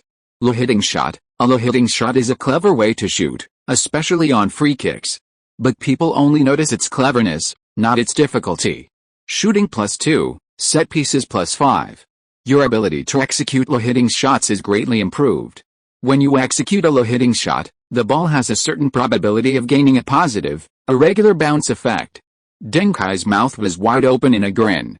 This was the first free kick skill he had acquired. Although it would be slightly less effective than a dedicated free kick skill, it was better to solve the problem of having it first, than the problem of its effectiveness. After this, Ronaldo's free kicks, especially those from relatively close range, he first apologized to Ronaldo. Ronaldo, who was training next to Deng Kai, shivered. Why did this hot day suddenly feel a bit gloomy? The so-called positive, irregular bounce should refer to the chance that the ball will bounce around when the opponent blocks or saves it. Or, when the ball slightly deviates from the goal, the irregular bounce will move towards the goal. These situations have all occurred in reality. Of course, there are also goals that are blocked due to bouncing, which is a negative effect. However, it's important to clarify that the adjustment range of this positive effect is slight and random. Finally, let's appreciate that golden superstar level skill. The most expensive spinning top in football? There are many spinning tops in football. Even Messi had a spinning top period. Li's Bangbu turn is a masterpiece among spinning tops. But if we add words like most expensive and smallest, then it can only be the future Brazilian international, Anthony Matheus. Manchester United paid €100 million for him. The most expensive spinning top in football. We Brazilians are famous for our artistic football, and I will never stop doing this. It is these things that have made me who I am today, a spinning top that can't dribble past anyone. Ball control +5. This technique can attract the attention of surrounding defenders. There is a chance to provoke the opponent and result in retaliatory defense. Each successful spin increases personal technical abilities by 5% for 3 seconds, stacking up to 7 times. When the effect is stacked 7 times for the first time in each match, the total increases from 35% to 50%, and the duration increases from 3 seconds to 35 seconds, but you will inevitably encounter the opponent's highest level of retaliation. Incredible. This spinning top is incredible. Stacking it 7 times is already insane, but after 7 times it can summon a dragon. A 150% Deng Kai, with a few more fried dumplings or Black Panther hunt stacked on top of that, who can stop him? It's just that the inevitable highest level of retaliation from the opponent is a bit scary. If he encounters Suarez, wouldn't he definitely get bitten? Of course, it looks awesome, but it's difficult to execute. Trying to spin with the ball isn't easy. With a refresh time, spinning 7 times in 18 seconds is incredibly difficult. Aside from the dizziness, opponents won't give you that opportunity. Anthony's 2 spins were practically the maximum leniency the opponent gave him. If he had spun even one more, he wouldn't have been able to continue playing. However, Anthony's double spin did have an effect. When he spun, the opposing players genuinely didn't expect him to be so outrageous. Most were stunned. Several players looked like they'd seen a ghost, causing them to relax their positioning and focus. This allowed Anthony to successfully pass the ball among 3, 4, or 5 defenders. And that pass was quite threatening. Even his teammates' runs during this time became much easier. Unfortunately, the subsequent runs by his teammates weren't fast enough, and the ball went out of bounds. Of course, this skill's application depends on the situation. Many opportunities to break through on the wings are fleeting, and Anthony wasted too many opportunities because of this. The overall effect of the spinning top on him was more harmful than beneficial. Chapter 112 Special Drop. The finals have arrived. You have obtained the Special Drop Champion Raider. Champion Raider Medal, Bronze, Wearable, does not occupy an equipment slot. Upgradable, Current Level Bronze. Each championship one increases all personal abilities by 3%. After the boost, the maximum single stat is 75. Stats exceeding 75 will not take effect. Deng Kai's body trembled. Good heavens. This is practically a 1-point increase to all attributes. This really is a champion's medal. As long as you win a championship, there's a bonus, and it accumulates, and it doesn't even occupy an equipment slot. It's like getting stronger the more you play, and the stronger you are, the more you play. And this is only bronze level. With future upgrades, the stat cap will definitely increase further. This is a treasure you can use for a lifetime. Kane, are you sure this is a good thing? This medal is completely useless, damn it. Sporting Lisbon U15 becomes the biggest winner of the season, taking home 5 individual honors. Cristiano Ronaldo crowned best player. Chris is shining brightly. Football Kaiser has the potential of a midfield master. Bayern fans say the team should make an offer to buy him.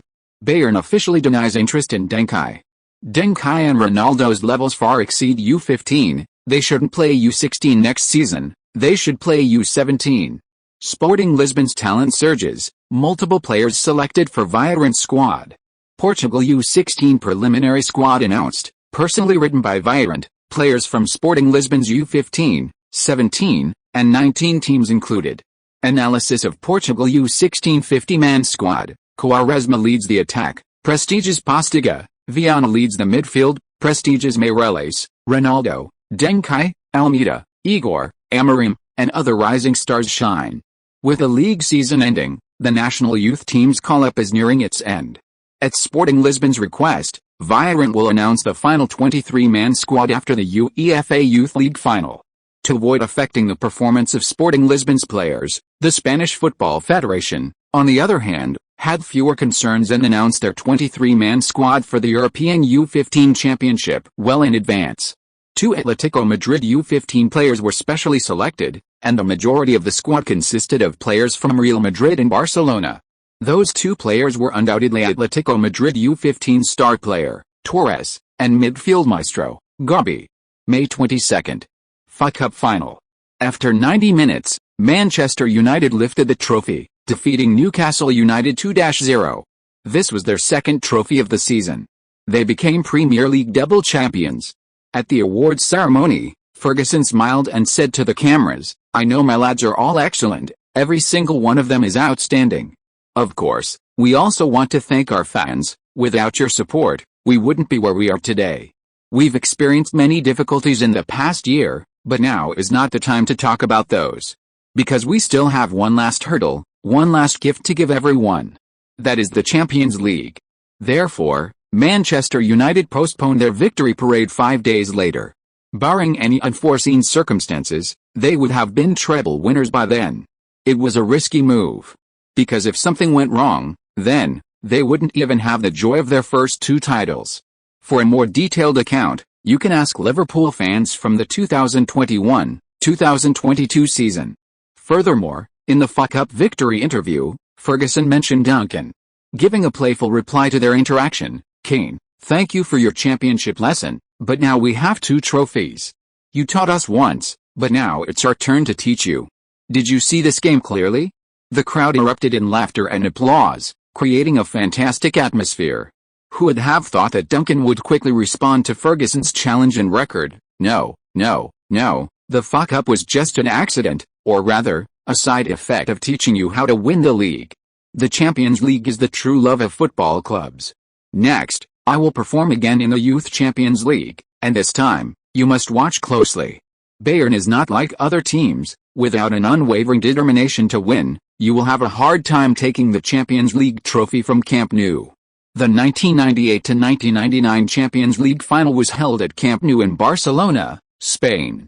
Duncan's interview quickly went viral, drawing criticism within Spain. His interview completely disregarded Atletico Madrid's U15 team. It's worth noting that even though Duncan and Ronaldo scored 10 and 9 goals respectively in the Youth Champions League, Torres also scored 9 goals, making him the best striker to date. Gabi was a well-rounded midfielder, capable of both attack and defense. How could Duncan openly declare that he would teach Manchester United to win the title with such an Atletico Madrid team? Diego Simeone, who plays for Inter Milan, has harshly criticized Duncan. Simeone's Inter Milan has been cursed by Duncan this year. Last year they not only won the Europa League but also nearly won the Serie A title. Such a dominant Inter Milan, yet they lost to struggling English football giants Manchester United in the Champions League knockout stage this year. Who could be angry? Before joining Inter Milan, Simeone played for Atletico Madrid. He had a very enjoyable time at Atletico and has an emotional attachment to the club. His only career double-digit goal tally came there. Diego Simeone, Atletico Madrid will win the title. Torres is the most talented striker I've ever seen. He scores far more goals than that Ronaldo guy. Facing Simeone's criticism, Deng Kai gave an interview before boarding his plane to the final stadium, laughing, "Sorry, Simeone, very few people can point out 2 key points in one sentence. First, Atletico Madrid is an excellent team, but as far as the Champions League trophy is concerned, Atletico Madrid has never won it before, and never will. Secondly, Torres is also a very good striker, but I favor Ronaldo more. Regarding this, you'll know just how many goals Ronaldo can score if you have the chance to face him in the future." May 25. The UEFA Youth League final kicks off. This match garnered immense attention, not only because of Deng Kai's interaction with Manchester United and Simeone's trash talk, but also because it was the penultimate match of the year in European football. It was the last match before the Champions League. The Champions League final was held at Camp Nou. The UEFA Youth League final was also held in Spain. And in Madrid, the city where Atletico Madrid is located. The only lucky thing is that this match was not played at Atletico Madrid's home stadium, but at the Bernabeu, the home stadium of Atletico Madrid's arch-rivals Real Madrid. The Bernabeu has never seen so many Atletico Madrid fans. That kid has enraged Atletico. The Atletico fans are viciously cursing Duncan. But then a ridiculous scene unfolded. The stadium was just as full of Manchester United fans in red jerseys as the red and white jerseys. They were cheering for Duncan. This left the Bayern Munich and Real Madrid fans nearby feeling helpless. Bayern's fans are supposed to be facing Manchester United fans, and Atletico's fans are facing Real Madrid fans, but now the Atletico and Manchester United fans are fighting first. Unbelievable. According to stadium officials, the attendance for this match is 80,000. They almost packed the Bernabeu to capacity. A small portion of these fans are those who bought tickets for tomorrow night's Manchester United vs Bayern final. They arrived early to warm up and get a taste of the Champions League atmosphere. After all, the UEFA Youth League is still the Champions League. The majority, however, are fans who couldn't get tickets for tomorrow night's match. Champions League final tickets are too expensive. In comparison, UEFA Youth League final tickets offer much better value.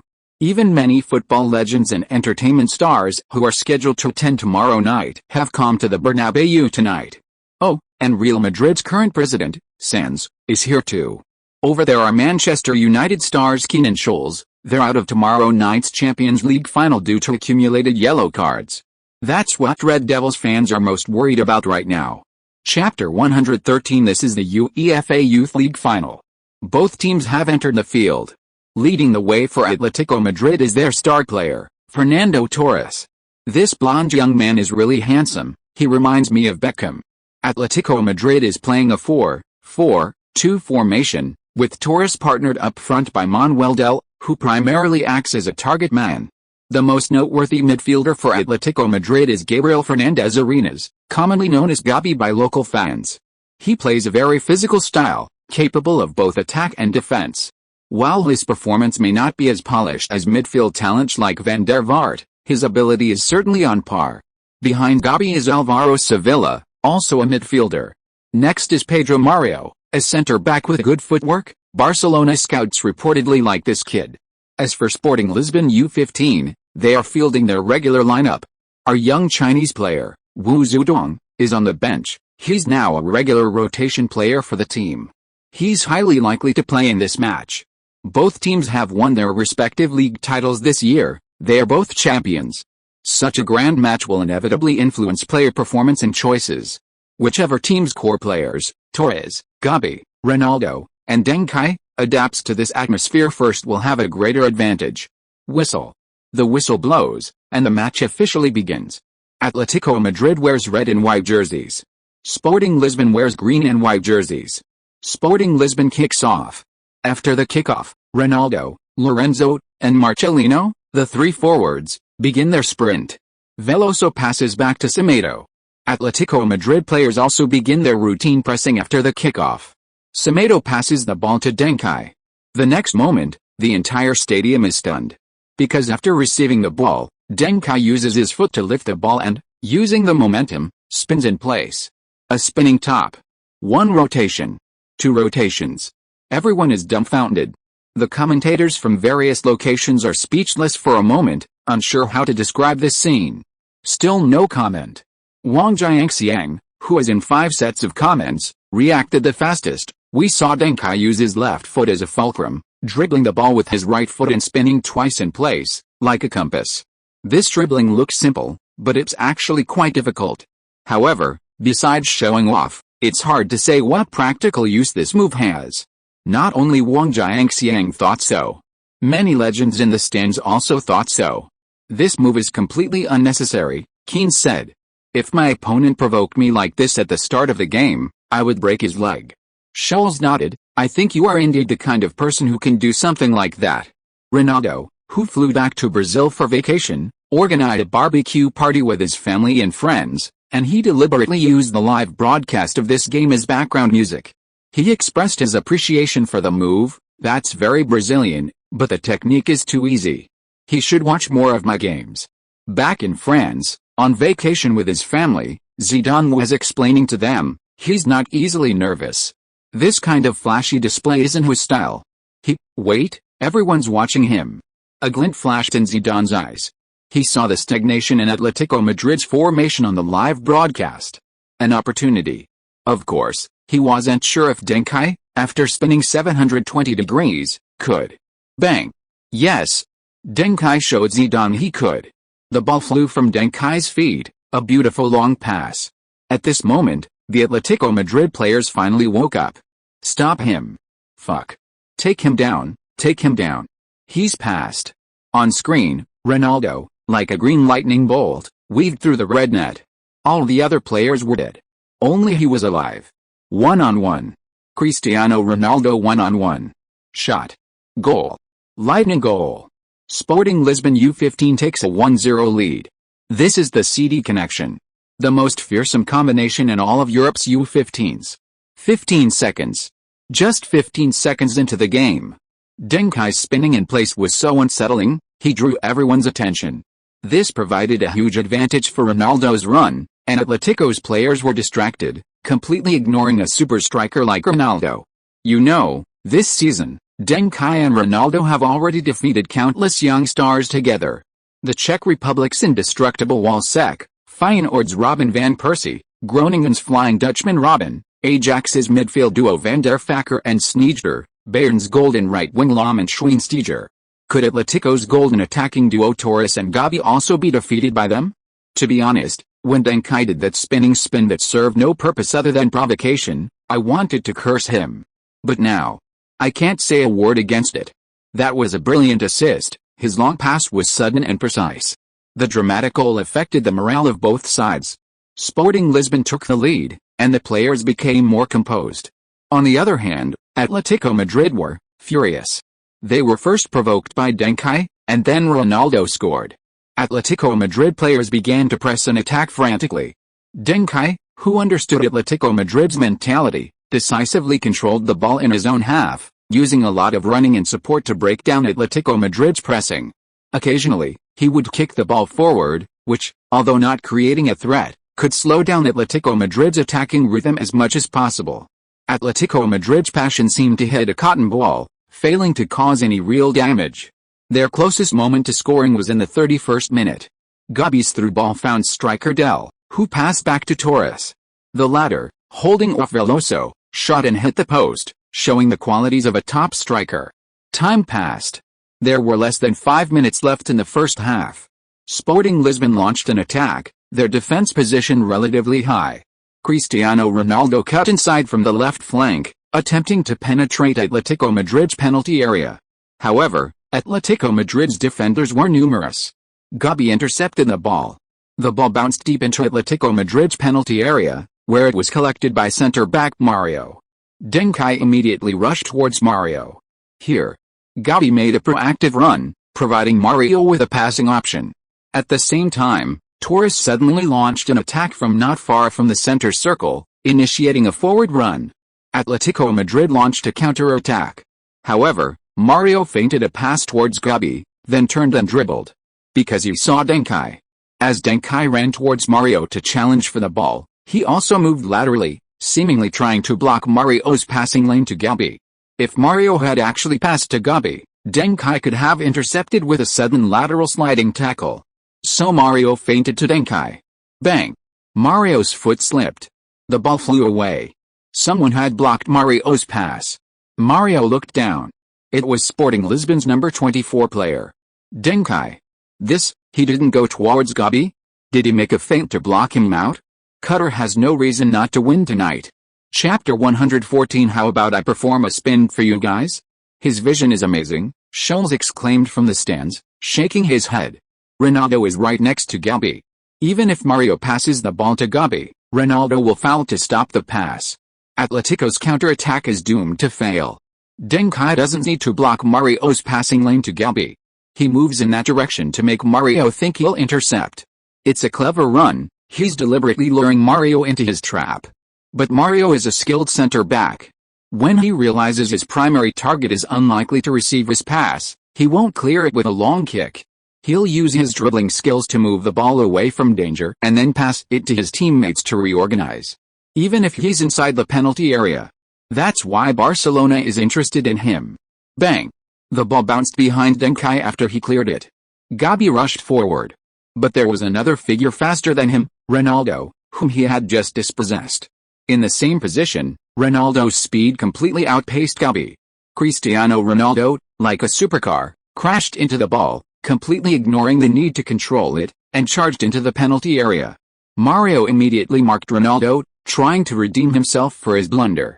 He followed Ronaldo from the left side of the penalty area to the right, only to realize, where was the ball at Ronaldo's feet? During the duel between Ronaldo and Mario, Ronaldo, like laying an egg, had left the ball near the penalty spot, using a dummy run to lure Mario and other defenders away. Bang! Deng Kai, who had been fouled after dispossessing Mario, got up and witnessed Ronaldo's egg-laying moment. He chased after him and took a shot. The Atletico Madrid goalkeeper's attention had already shifted from Ronaldo to Deng Kai at lightning speed. But his save was too late. The ball nestled into the net. 2-0. Sporting Lisbon extended their lead. Goal. Perfect teamwork. Perfect understanding. Deng Kai's tackle was full of thought. Ronaldo's explosiveness was impressive. In such a fierce confrontation, he silently passed a ball to Deng Kai behind him, leaving without hesitation. This requires enough trust. And Deng Kai did not let Ronaldo down.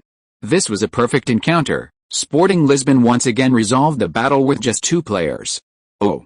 Deng Kai rushed towards the corner flag with a knee slide, but he clearly hadn't practiced it. He fell. To be honest, when Deng Kai's knee slide went awry and he bounced up and fell, he knew he was done for. Sure enough. Just as Deng Kai was about to get up, he was pushed to the ground again. Without a doubt, it was Ronaldo. Next, a group of teammates surrounded him, pinning Deng Kai to the bottom, and started a human pyramid celebration. Faced with this situation, Deng Kai could only hold his breath and wait for the nightmare to pass. When you're being suffocated, you must learn to hold your breath, because with each exhale, your lung capacity is drastically compressed, and you'll fall into a hypoxic coma much sooner. When Deng Kai finally saw the light of day again, the first thing he did was apologize to Luo Ma and Luo Ji. Because he was about to unleash his rant. Let's get this nationalistic rant going. Compared to the joyful atmosphere on Sporting Lisbon's side, Atletico Madrid's side was heavy. Down 0-2, this game was going to be tough for them. As the game entered halftime, Atletico Madrid's players quickly went into the locker room. Their coach clearly had many ideas to change the score. As for Sporting Lisbon, Kai, what do you think we should do in the second half? Maxa brought Deng Kai a cup of hot tea and skillfully took the towel Deng Kai offered to wipe his sweat. Of course, we need to contain Torres, Deng Kai said. With a 2-goal lead, we hardly need to worry about attacking. If we contain Torres in the backfield, this game won't be difficult. Maxa rolled his eyes inwardly. Wasn't this exactly what he was thinking? So it turns out that Kai Shao doesn't always have tactical arrangements that are truly impressive. Of course, containing Torres is a difficult task. Our backline will definitely get cards because of it, so you need to be prepared to make substitutions, otherwise we'll be at a disadvantage if Torres gets a red card. Deng Kai gestured towards Wu Zedong. Around the 60th or 70th minute, you can consider bringing on Wu Zedong. Maxa frowned. Then should we replace Duarte or Araujo with Wu Zedong? Wu Zedong can play on both wings, but he's better on the right. But the team's left back Araujo hasn't been in as good form as the right back Duarte lately. Why would we replace them? Replace Veloso. If Veloso gets a card, we'll replace him with Wu Zedong. The person marking Torres needs to be at his best, not timid. Max's hand twitched. This is, letting Wu Zedong play as a defensive midfielder? Kai Shao is awesome. He really doesn't stick to conventional methods when it comes to recruiting talent. I was so naive just now. I even looked down on Kai Shao in my heart. His arrogance had to be curbed. He absolutely couldn't let himself get carried away. Maxi gave himself a good talking to. Back on the pitch, the revamped Atletico Madrid completely unleashed their fighting spirit. Their actions became more aggressive, committing frequent fouls. Torres thus gained numerous opportunities. Sporting Lisbon could only try to stop Torres with yellow cards.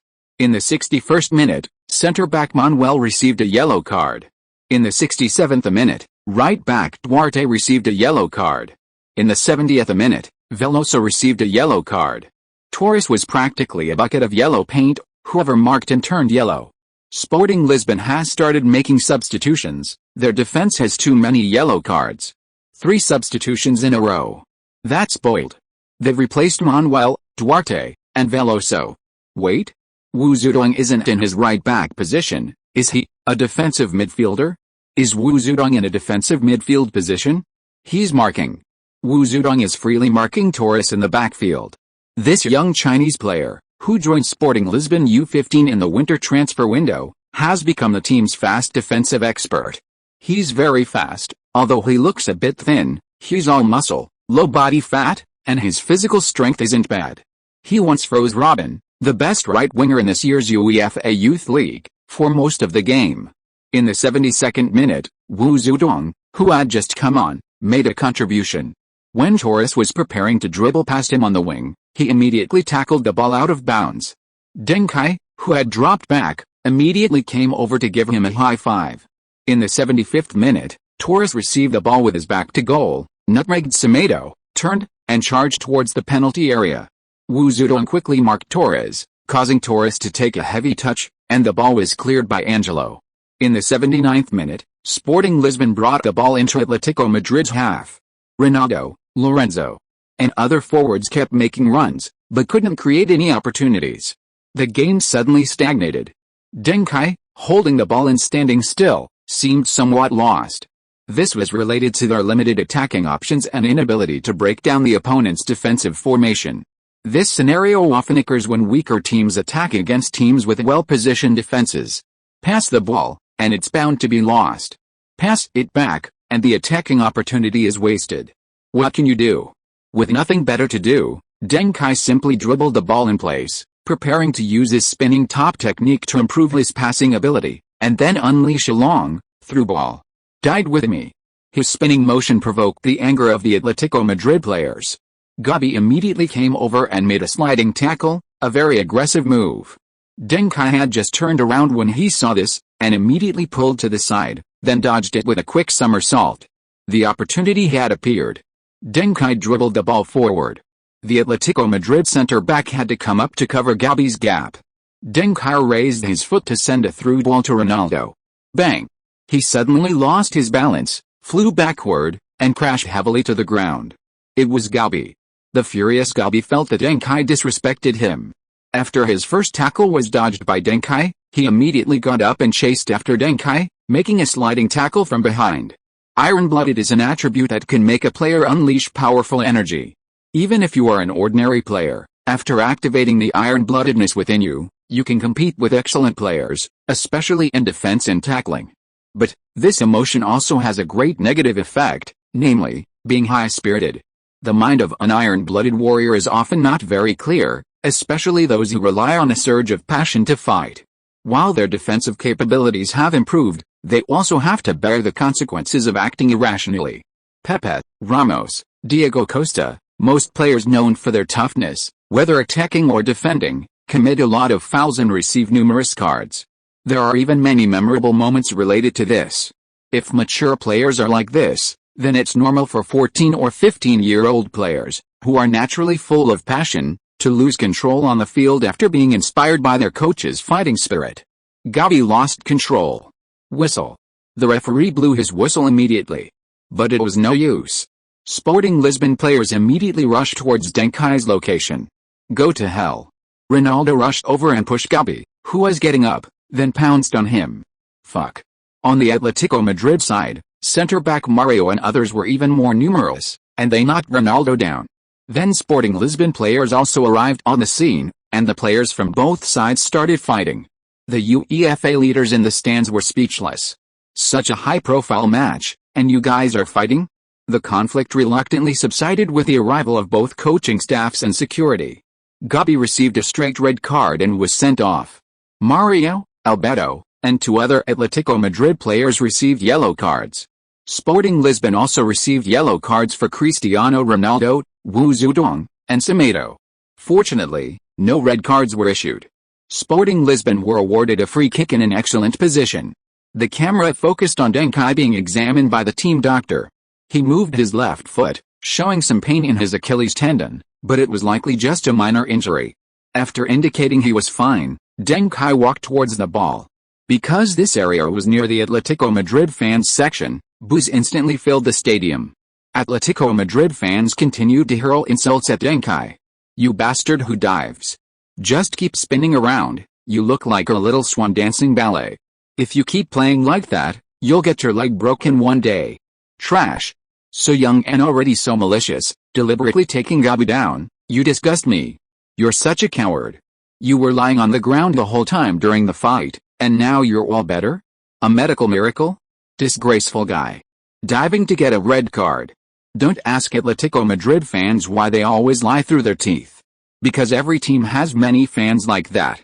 Some are genuinely blind, some believe their team is always right, and some know they have to treat Deng Kai this way to affect his performance. The third type is more annoying to outsiders, but also more deserving of respect. The reason to criticize Deng Kai was that after Deng Kai exchanged a few words with Ronaldo, Ronaldo had already moved to the side. Deng Kai was to take the kick. Oh. That's quite rare. Deng Kai volunteered to take this free kick.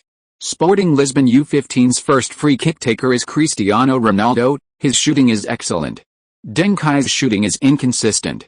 Although he's scored many spectacular long-range goals, the corresponding number of big shots, we're talking about big shots in football, not in real life.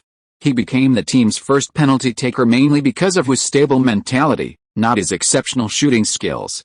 Besides, Deng Kai was just tackled. Gabi's studs tore the back of his left sock, which will inevitably affect his shooting. Of course, I understand why he chose to take this free kick. Faced with on-field violence, we can choose to retaliate with force, or we can choose to let football do its work. I recommend the latter. Because everyone can fight, but good on-field performance and response are not something everyone can do.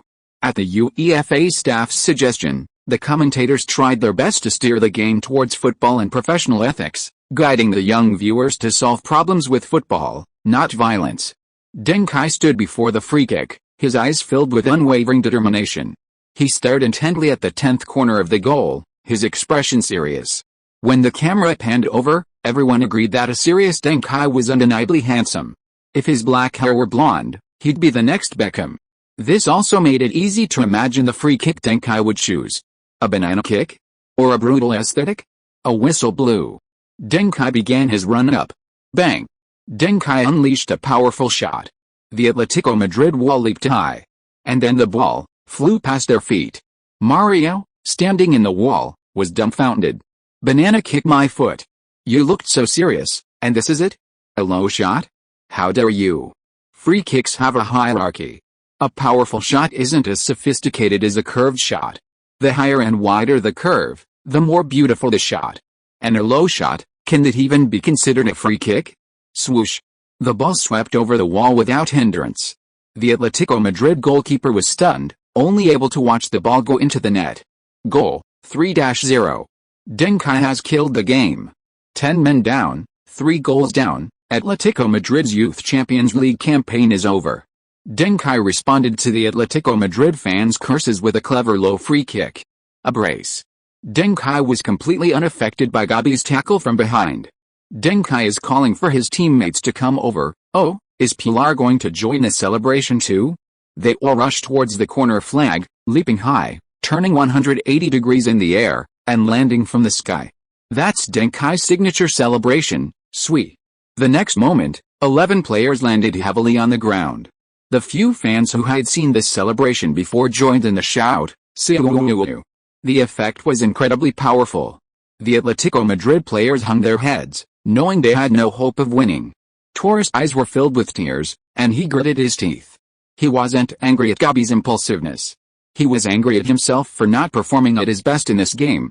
He was certain he was better than that Ronaldo. Time passed. Finally, the third whistle blew. Deng Kai, controlling the ball, lobbed it up and kicked it into the stands. Real Madrid and Manchester United fans scrambled for the ball. Bayern Munich fans, however, were indifferent and prepared to leave, not in the mood for the upcoming awards ceremony. After all, they didn't like Deng Kai. That guy said Manchester United would be the ultimate winner of this year's Champions League, and that he would teach Manchester United how to win the title in this match. And he actually won the UEFA Youth League trophy. From a superstitious point of view alone, Bayern Munich fans could already consider Deng Kai their mortal enemy. What? Where were the Atletico Madrid fans? When the entire Sporting Lisbon team died, the Atletico Madrid fans began to leave the stadium. If you are listening to this novel on a channel other than Fanfic World, it means it was downloaded and re-uploaded without effort. We warmly invite you to visit our channel, Fanfic World. There you will find the original version of this story and many other novels of various genres. We look forward to seeing you dive into a world of incredible novels. Chapter 116. Two teams in Europe are invincible this year. On the podium, Torres went up to receive his medal in tears. It's rare for Atletico Madrid players to be happy. 3-0. This wasn't a score Atletico Madrid should have achieved. Afterwards, the young players from Sporting Lisbon went up to receive their awards. Then, Duncan once again lifted the UEFA Youth League trophy. Cristiano Ronaldo looked on with immense envy. A reporter noticed this and interviewed Ronaldo after the awards ceremony. Congratulations, Ronaldo. You not only won the championship, but you also became the tournament's best striker and assist leader, and were selected for the best Zai. But I noticed that during the group photo, you kept staring at the championship trophy that Deng Kai was holding. Did you want to lift the trophy? As captain? Ronaldo shook his head repeatedly. No. I have no obsession with lifting the trophy. I think it's unnecessary. Everyone knows my contribution to this championship. Kai is the team's undisputed captain, not just because Coach Maxick gave him that title, but because all of us players trust him. It was the best choice for him to lift the trophy on our behalf. As long as we are champions, I don't care who has it in their hands. Ronaldo's words had barely finished when Deng Kai walked over and shoved the championship trophy into Ronaldo's hands. Hey buddy, how can you not be holding the trophy during the interview? Ronaldo quickly refused. No need, really, I'm not interested in this stuff. As he spoke, Ronaldo accepted the trophy, eager to see it. Then, when he faced the reporter's cameras again, his expression was completely out of control, his eyes twitching with excitement, just like when he lifted the European Cup many years later. Meanwhile, Deng Kai was surrounded by reporters. Everyone was filled with surprise and questions about his performance that day. Reporter: Deng Kai, why were you spinning around on the pitch? That's considered disrespectful to your opponent. Deng Kai: if it can distract the opposing defenders, I'd even dance on the pitch. It's proven that my actions were effective, and it didn't violate the rules of football. Reporter: but your second spin clearly created conflict. The Atletico Madrid players said they couldn't forgive your provocation. Deng Kai: dude, this is the UEFA Youth League final. What's a little provocation? Without physical attacks, provoking the opponent is what I need to do. You don't think that without this emotional build-up, I could have easily fooled Gabi with a simple pull, do you? He's one of the best defensive midfielders in this tournament. Compared to my provocation, his malicious tackle targeting my physical health is what deserves more attention. But I understand him. Actions taken in a fit of temper don't define his character. I won't hold a grudge against him. Deng Kai was very composed. He didn't continue targeting Gabi. Ronaldinho and Neymar both love fancy dribbling. But they give different impressions. Neymar received more negative reviews, and his reputation was more polarized. This is because Ronaldinho wanted to perform various exaggerated and fancy moves, but was also willing to endure the anger provoked by the opponents. After being maliciously fouled, he would often be helped up with a smile and shake hands with the opponent to make peace. Neymar, on the other hand, more often expressed condemnation and hatred towards players who defended him with rough play. But really, don't you know why others treat you that way? Tactical fouls and emotionally charged tactical fouls are different. Neymar certainly wasn't wrong, but considering his attitude, the actions of others can also be understood. Deng Kai is the kind of person who says, I know my behavior is provocative, so I won't hold it against them. We don't want to be good guys who just play obediently, so we certainly won't expect others to demonstrate sportsmanship. It must be said that seeing Gabi interviewing Deng Kai in the locker room instantly dispelled the hatred in my heart. He's a sensible guy. Torres patted Gabi on the shoulder and put his arm around his good friend. Yet, if he came to Atletico Madrid, I'd love him to death, Gabi said, hugging Torres speechlessly. But right now, I'm still so annoyed with this guy. Next time I'm going to mark him so closely that even getting him to touch the ball will be a luxury. Gabi was confident about this. Because Gabi as a midfield maestro and as a marking player are different, the former role would limit Gabi's defensive abilities. As players who participated in the final, Torres and Gabi were also selected for the UEFA Youth League Best Zai. This Zai also included Sek, Robin, Lom, Van der Vaart, Sneijder, and others. However, some excellent players were left out because there were only so many positions. For example, Van Persie didn't get a spot. Also, Bayern Munich's Schweinsteiger and Hitzelsperger, Ajax's Heitinga, and Torino's Quagliarella were all excellent players, but they weren't selected for the best XI. Meanwhile, Deng Kai's interview continued. Reporter, you said before that you would coach Manchester United to win the league title, and you did it, and Manchester United did it too. Now you've won the UEFA Youth League, so do you think Manchester United can win the Champions League final tomorrow? Deng Kai, of course. Reporter, why do you always compare Sporting Lisbon U15 with Manchester United? Is it to ride their coattails? Deng Kai, first of all, when I predicted Manchester United's performance this season, they weren't really a hot topic, were they? Also, I've never arrogantly claimed that I've brought anything to Manchester United, it's just that someone asked for my opinion on Manchester United, and I gave my opinion, that's all. Reporter, okay, so in your opinion, Manchester United is the strongest team this year, right? Deng Kai, that's not just my opinion. If they really win the Champions League, the league, and the fuck-up treble, then in fact, they should be one of the best teams on the planet this year. Reporter, so why did you add one of? Are you worried that Bayern Munich is the best? Are you leaving yourself an opening? Your IQ is really high, no wonder you're a top student from a prestigious university. Deng Kai, sorry, Bayern is excellent, but in my eyes, they don't deserve the title of best this year. I'm not leaving myself any room for argument. This isn't because I'm not smart, but because I have a confidence in Manchester United. I'm adding one of because this year, besides Manchester United, the strongest team on the planet is our Sporting Lisbon U15. We did our best at this stage and won every title we deserved. The reporters were stunned. Then several reporters burst into laughter. The strongest on the planet? A U15 team. Has he gone mad? A reporter, intending to tease Deng Kai, said, but you said Manchester United are treble winners. While you only have 2 trophies. Deng Kai remained non-committal. Yes, they are treble winners, but the reason they have one more trophy is simply because they participated in more competitions. If we had 3 competitions this year, we would also be treble winners. The reporter asked, comparing a U15 team to Manchester United, do you think the Manchester United players will be unhappy? I don't think so. Scholes and Keane entered the stadium and approached Deng Kai. Scholes spoke up, Deng Kai gave us a reason to never give up in difficult times, he is one of the reasons for our success this season. We all like him. A flurry of camera flashes erupted. Scholes and Keane sandwiched Deng Kai between them for a photo. Amidst the clicking shutters, Deng Kai's voice reached Scholes and Keane's ears, could you sign a few footballs for me? I'm a fan. Chapter 117 Peter, go up. Lisbon is the champion. One of the 2 strongest teams on the planet this year. Sporting Lisbon U15. Sporting Lisbon U15 defeats Atletico Madrid to win the inaugural UEFA Youth League title.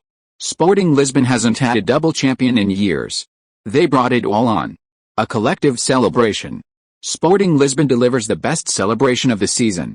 Gabi's irrational behavior results in a straight red card, ending Atletico Madrid's last chance in the UEFA Youth League. Torres, the opponent was strong, we didn't play well, it's a painful loss, but that's football. Deng Kai wins UEFA Youth League Player of the Year. In 3 years, he has transformed from a footballing genius into the best player in the Champions League. Deng Kai and Ronaldo switch positions, Deng Kai wins the UEFA Youth League Golden Boot, Ronaldo wins the Assist King title. Portugal's strongest forward and midfielder. Deng Kai and Ronaldo win the best striker and best midfielder honors in all competitions they've participated in. 12 goals and 6 assists. 10 goals and 7 assists. Deng Kai and Ronaldo shine in the UEFA Youth League. Next stop, the UEFA Youth League? Portuguese fans urge that Duncan and Ronaldo must be included in Vibrant's 23-man squad. Scholes, we all love Duncan. Breaking news. Duncan and Ronaldo have been invited by Ferguson to appear at the Champions League final to cheer for Manchester United. Ferguson chooses superstition. Inviting Duncan shows Manchester United is in poor form. The UEFA Youth League is a major competition. Being close to the Champions League final only amplifies its popularity. After interviewing Sporting Lisbon, reporters used every means at their disposal to approach Manchester United for pre-match interviews.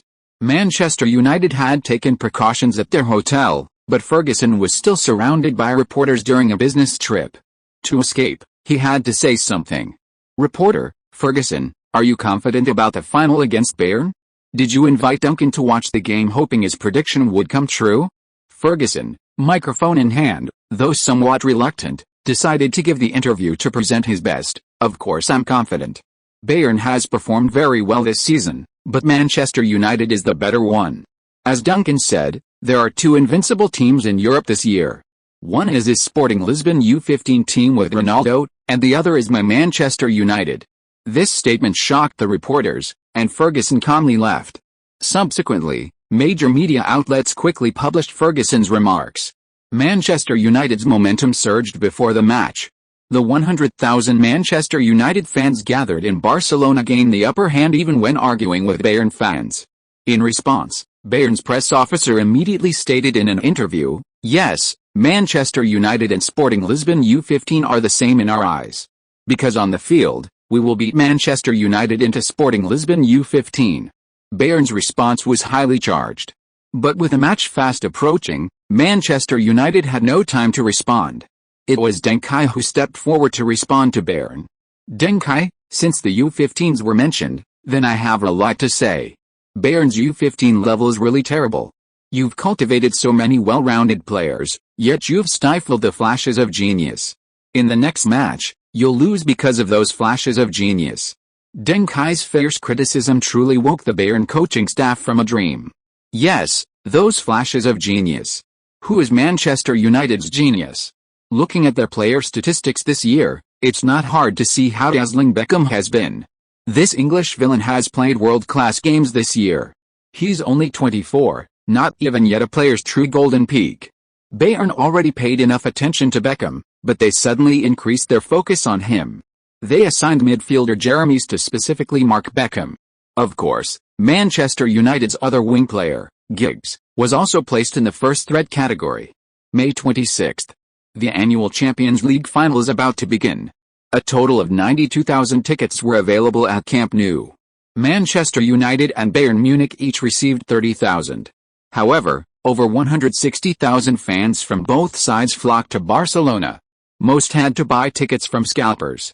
Had it not been for UEFA safety regulations, Camp Nou could have had 115,000 tickets. Due to injuries and suspensions, Manchester United's midfield was stretched thin. Ferguson decided to use a surprise tactic, moving Blomqvist, often referred to as the Swedish Giggs, to the left wing, while Giggs was moved to the right.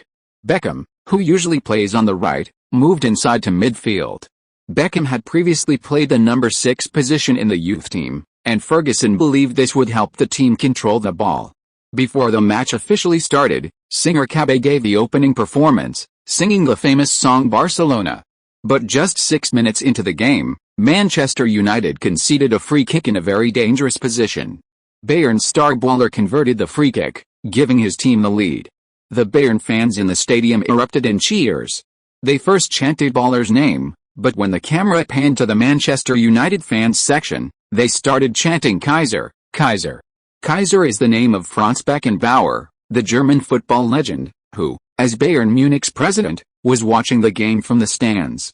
Lothar Matthäus, a Bayern player, was touted as Beckenbauer's successor when he debuted. This cheer could be seen as support for Bayern, but it was also a mockery of Duncan.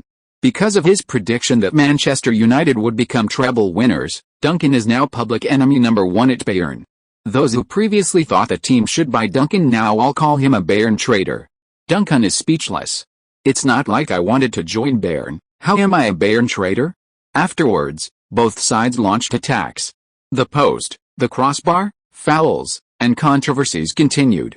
In the 67th and 81st minutes, Ferguson substituted Sheringham and Solskjaer for Blomqvist and Cole.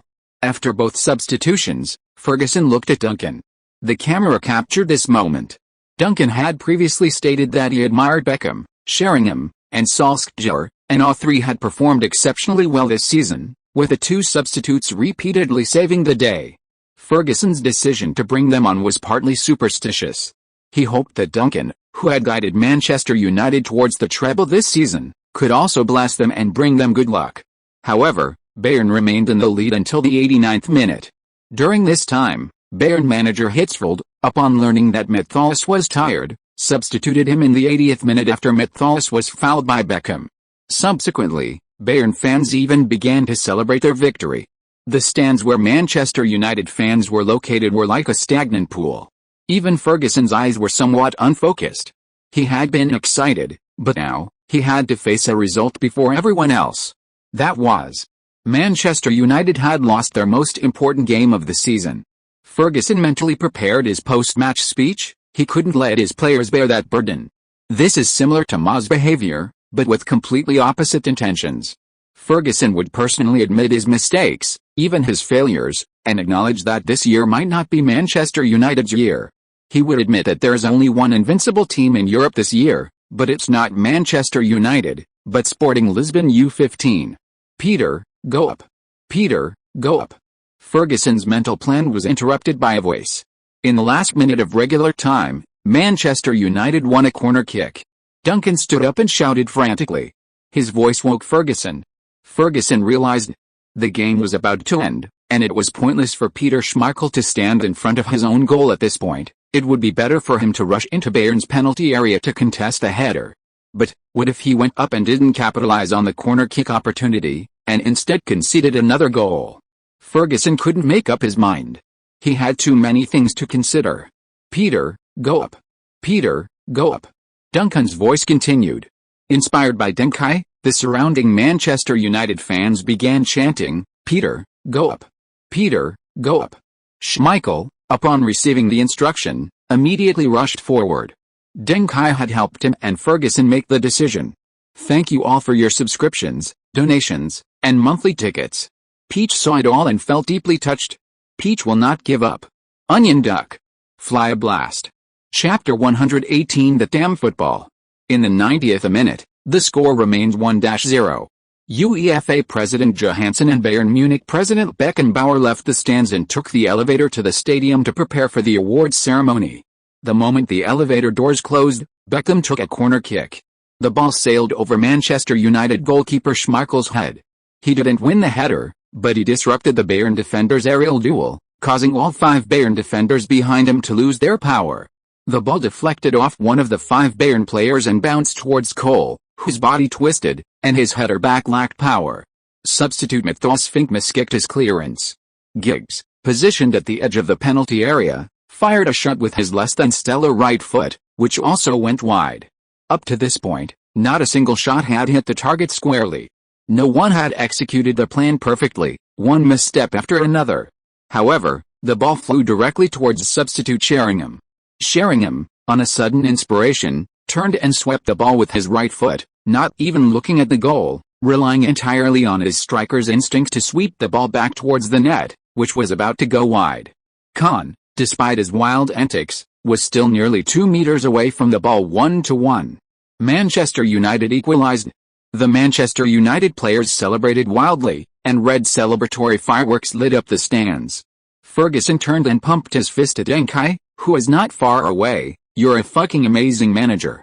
Meanwhile, Matthias, sitting on the Bayern bench, looked completely bewildered, staring blankly in the direction of the goal, his profile resembling the tear-jerking singer Yang Zhongwei. Matthias was one of the German trio, a Ballon d'Or winner, and had even won the World Cup. But he lacked the honor of winning the Champions League. He had reached the Champions League final in 1986, but missed out on the title. This time, he thought he could finally realize his dream, but should I not have told Hitzfeld I was tired? Matthias sat uneasily in his seat, an ominous feeling hanging over him. He turned to look at Deng Kai not far away. Could this be the mysterious power of the East? Many footballers believe in such unorthodox methods. Black players from France had brought a particularly effective curse technique from Africa. And Eastern civilization, profound and extensive, was even more proficient in this art. The players then returned to their respective halves, and the game restarted. After Bayern kicked off, Manchester United immediately launched a tight press. Bayern had no choice but to clear the ball with a long kick, and possession returned to Manchester United. Manchester United's left back, Erwin Dennis, launched a long pass. Substitute Solskjaer controlled the ball on the left wing and attempted a cross. The ball was cleared out of bounds by a Bayern player, and Manchester United won another corner. At this point, Bayern were completely tense. Solskjaer walked towards the corner flag, intending to take the corner himself, as he was the closest. Every second was precious at this moment. Less than a minute and a half remained in the match. But a voice rang out from the stands, "No, David. Let David take it." Duncan shouted to Ferguson from the stands, "David. Beckham has to take this corner." Ferguson, already powerless against Duncan's shout, rushed to the edge of the coaching area and yelled at Solskjaer, "Ole, go to the box. Let David take it." Solskjaer immediately turned and ran towards the box, gesturing to Beckham on the right wing to take the corner on the left. Beckham raised an eyebrow, clearly not expecting his manager's arrangement. He quickly jogged, positioned the ball, took a deep breath, and decisively took the corner. Manchester United's players were concentrated in the center. But Beckham's shot was aimed at the near post. However, a red figure surged from behind. Sheringham made a nimble run and flicked the ball with his head at the near post. The ball flew towards the goal. Solskjaer, the Manchester United player closest to the goal, instinctively stretched out his right leg and flicked the ball away. The ball bounced into Bayern's net. At that moment, time seemed to stand still at the 92nd minute and 17th second. Manchester United players sprinted towards the corner flag like madmen. Schmeichel even performed a thrilling handspring in his own half. The Red Devils fans screamed incessantly, unable to stop for a long time. Then, as the Manchester United players returned to their own half to prepare for the restart, several Bayern players knelt on the ground, tears streaming down their faces, unable to rise again. After the restart, Bayern launched a final counter-attack, but the ball was cleared by a long kick from a Manchester United player. The referee blew his whistle 3 times, ending the match. Almost simultaneously, all the Bayern players lay motionless on the grass, weeping silently. Meanwhile, the Manchester United players ran wildly across the field, celebrating wildly. The Manchester United substitutes rushed onto the pitch. Ferguson, after taking a couple of steps, suddenly turned back and waved to Deng Kai, "Kai? Come down quickly." "Huh? Me?" Deng Kai was somewhat surprised. Was this possible? Manchester United fans didn't give Deng Kai a chance to hesitate, handing him off the stands. Ferguson led Deng Kai and the Manchester United players onto the pitch to celebrate and thank the fans. At this moment, many reporters swarmed in. They were interviewing Solskjaer, who had scored the winning goal. Deng Kai squeezed in, grabbing Solskjaer's arm and saying, "Solskjaer, stop with the interviews. You can do interviews anytime, but this is your only chance to celebrate. What you should be doing now is celebrating with us, or you'll regret it for the rest of your life." Solskjaer didn't understand what Solskjaer meant, but he suddenly realized why he kept turning to look at his celebrating teammates during interviews. It was an inner calling. Screw the interviews. What he should be doing now was celebrating wildly. "Sorry, we'll talk later." Solskjaer then rushed towards the Manchester United players' area, leaping onto Beckham's back to ensure he would have no regrets in the future. But while Solskjaer ran away, Deng Kai was surrounded by reporters. "Fuck. This is seriously Solskjaer. You should take me with you." The reporter was also very interested in Deng Kai. "Deng Kai, you did it. How did you accurately predict that Manchester United would become treble winners this season? It's incredible." Deng Kai could only give an interview. "First of all, I certainly couldn't have known all of this in advance. I just know Manchester United well enough." Reporter: "Why did you let Schmeichel go for that corner kick? This indirectly led to Manchester United's first goal." Deng Kai: "If I had been on the field at that time, no matter what position I was in, I would have gone for the header. I believe Schmeichel must have thought the same thing." Reporter: "Then why did you let Beckham take the corner kick?" Deng Kai: "This year, Beckham is the best crosser in the world, bar none. His good looks have seriously underestimated his ability. He should at least be in the top 3 for the Ballon d'Or this year. Even if I could decide, I would give him the Ballon d'Or directly. He deserves it all." Reporter: "What are your thoughts on Solskjaer's winning goal?" Deng Kai: "I can't even imagine it. If you hadn't seen that goal happen, you would never have imagined such a goal." Reporter: "I feel like there's a deeper meaning to what you said, but I can't quite figure it out." Deng Kai: "Then stop thinking about it. Ferguson seems to have some free time. Why don't you seize the opportunity to interview the real helmsman of Manchester United?" The reporters, reminded, immediately dispersed and rushed towards Ferguson. Then Deng Kai heard Ferguson's emotional voice. "I can't believe it, I don't believe it, this damn football. I have to admit, when I heard people say mid-season that Manchester United would win the Champions League and become treble winners this year, I didn't believe it myself. I knew it must have been a Manchester United fan who said that, so I tried searching for it and found an interview with Duncan. When I saw his face, I was actually disappointed because he's as handsome as David. Such a handsome guy always gives off an unreliable vibe. Kangan might have fooled many female Manchester United fans with those words, but how could I, Ferguson, be defeated by such sweet talk? But at the Ballon d'Or ceremony, he changed my perception of him. He really understands football, he has a smart kid, and he's naturally big-hearted, he's never stage frightened. At this moment, I have to apologize to the players who played on the pitch today. Because before this moment, I was lying to them when I told them we would become treble winners. I didn't really believe it, I doubted myself all the time. I also want to apologize to Sheringham and Solskjaer, because even now, I believe the best thing I did wasn't bringing them on as substitutes, but having my assistant invite Duncan to watch the game yesterday. Without his reminder, I don't know if Schmeichel would have come up to contest that header. Without his reminder, I don't know if David would have come to take the final corner.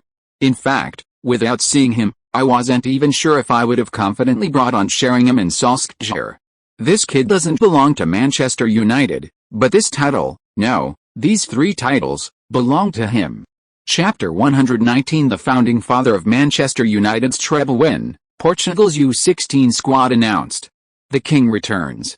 England's first Champions League title since Hillsborough disaster. An unprecedented treble. Manchester United this season is a miracle. Manchester United may become the greatest club of the 20th century. Manchester United has a group of hell substitutes who always help the team turn the tide, putting opponents in hell. Ferguson's brilliant substitutions, Sheringham and Solskjaer, who scored 2 goals in the last 3 minutes to overtake Bayern, were both substitutes. Beckham's corner kick was crucial in the Champions League final, his assist was worth more than an assist. Schmeichel's involvement in the corner kick leads Manchester United to a do-or-die victory. Ferguson dedicated his first and only Champions League medal to Sporting Lisbon youth player Duncan. The fans at the stadium agreed. Who is he? Why was he able to lift Manchester United's Champions League trophy? Our special correspondent recreates this miracle battle at Camp Nou. Little Ferguson Duncan. He orchestrated Schmeichel's involvement in corner kick headers, allowing Solskjaer to pass the corner to Beckham before he himself went into the box to find an opportunity and seal the final victory. His tactical genius. The true architect of Manchester United's treble, Duncan. Bayern's unacknowledged Kaiser of football has given Bayern the harshest punishment. It all started when Bayern's U15 youth team drew Sporting Lisbon U15 in the UEFA Champions League knockout stage. The biggest reason Bayern didn't win the Champions League this season is that they didn't make an offer for Duncan after the match against Sporting Lisbon U15. They desecrated the dignity of Kaiser. Beckenbauer. I just stepped off an elevator, and the score was completely reversed. Nobody can accept this result. If I could do it again, I would have the team by Duncan at the beginning of the season and then shut his damn prophetic mouth. The hype surrounding the Champions League title is undeniable. Manchester United's treble even created the peak of media attention. And this treble has unparalleled significance for English football. It symbolizes English football's return to the world's top level, giving countless Premier League owners and wealthy patrons motivation. Although Serie A is still the world's top league, the ambition of the English has been reignited. Given the right opportunity, they are fully willing to use their financial resources to crush Serie A and reclaim England's dominance in football. This Champions League title is the clarion call that has been sounded. English football is gaining momentum. Coupled with the unique position of the English media in European media, they have almost immersed the entire continent in the aftershocks of this treble victory. News about it makes headlines daily, becoming the talk of the town for football fans worldwide. Manchester Evening News, Schmeichel, yes, I hesitated about whether to go up for the header. I was too far away to hear Ferguson's call, but the fans gave me the answer. I later learned that the fans were relaying a message from Duncan. He was the first person to tell me to go up. He was very certain, he and I were on the same page. BBC, Solskjaer, in that situation, I was definitely eager to take the corner to save time. But someone in the stands called to me. I knew him, Duncan. He told me I should go into the box to try and get the ball, that Beckham should take the corner. I think he reminded me. At that moment, I felt my striker genes were activated. I felt everything changed. Sky Sports, Sheringham, I had a period of poor performance this season, The boss even considered taking me off the squad. But Duncan's comments saved me. He got me more opportunities, and I gradually found my best form. If it weren't for his prediction, I don't think I would have gotten a chance to play in the final 442. Ferguson, no one has ever dared to direct my players in front of me. Duncan is the first. But I didn't show any resistance at all. I even accepted his opinions, which is incredible. I really like this kid so much. I want to bring him from Sporting Lisbon to Manchester United, but not to join the youth academy, but to join my coaching staff. The Sun, after celebrating the championship, future superstar Duncan was stuffed with notes from female fans. 3 of the notes had a connection made by our newspaper's featured models. Let's see who'll be lucky enough to become a Kai girl. The Sun will accompany you throughout the first sweet love story of the football Kaiser. Whoosh!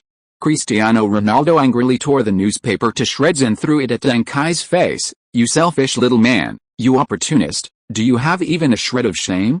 When you lifted someone else's championship trophy, weren't you ashamed?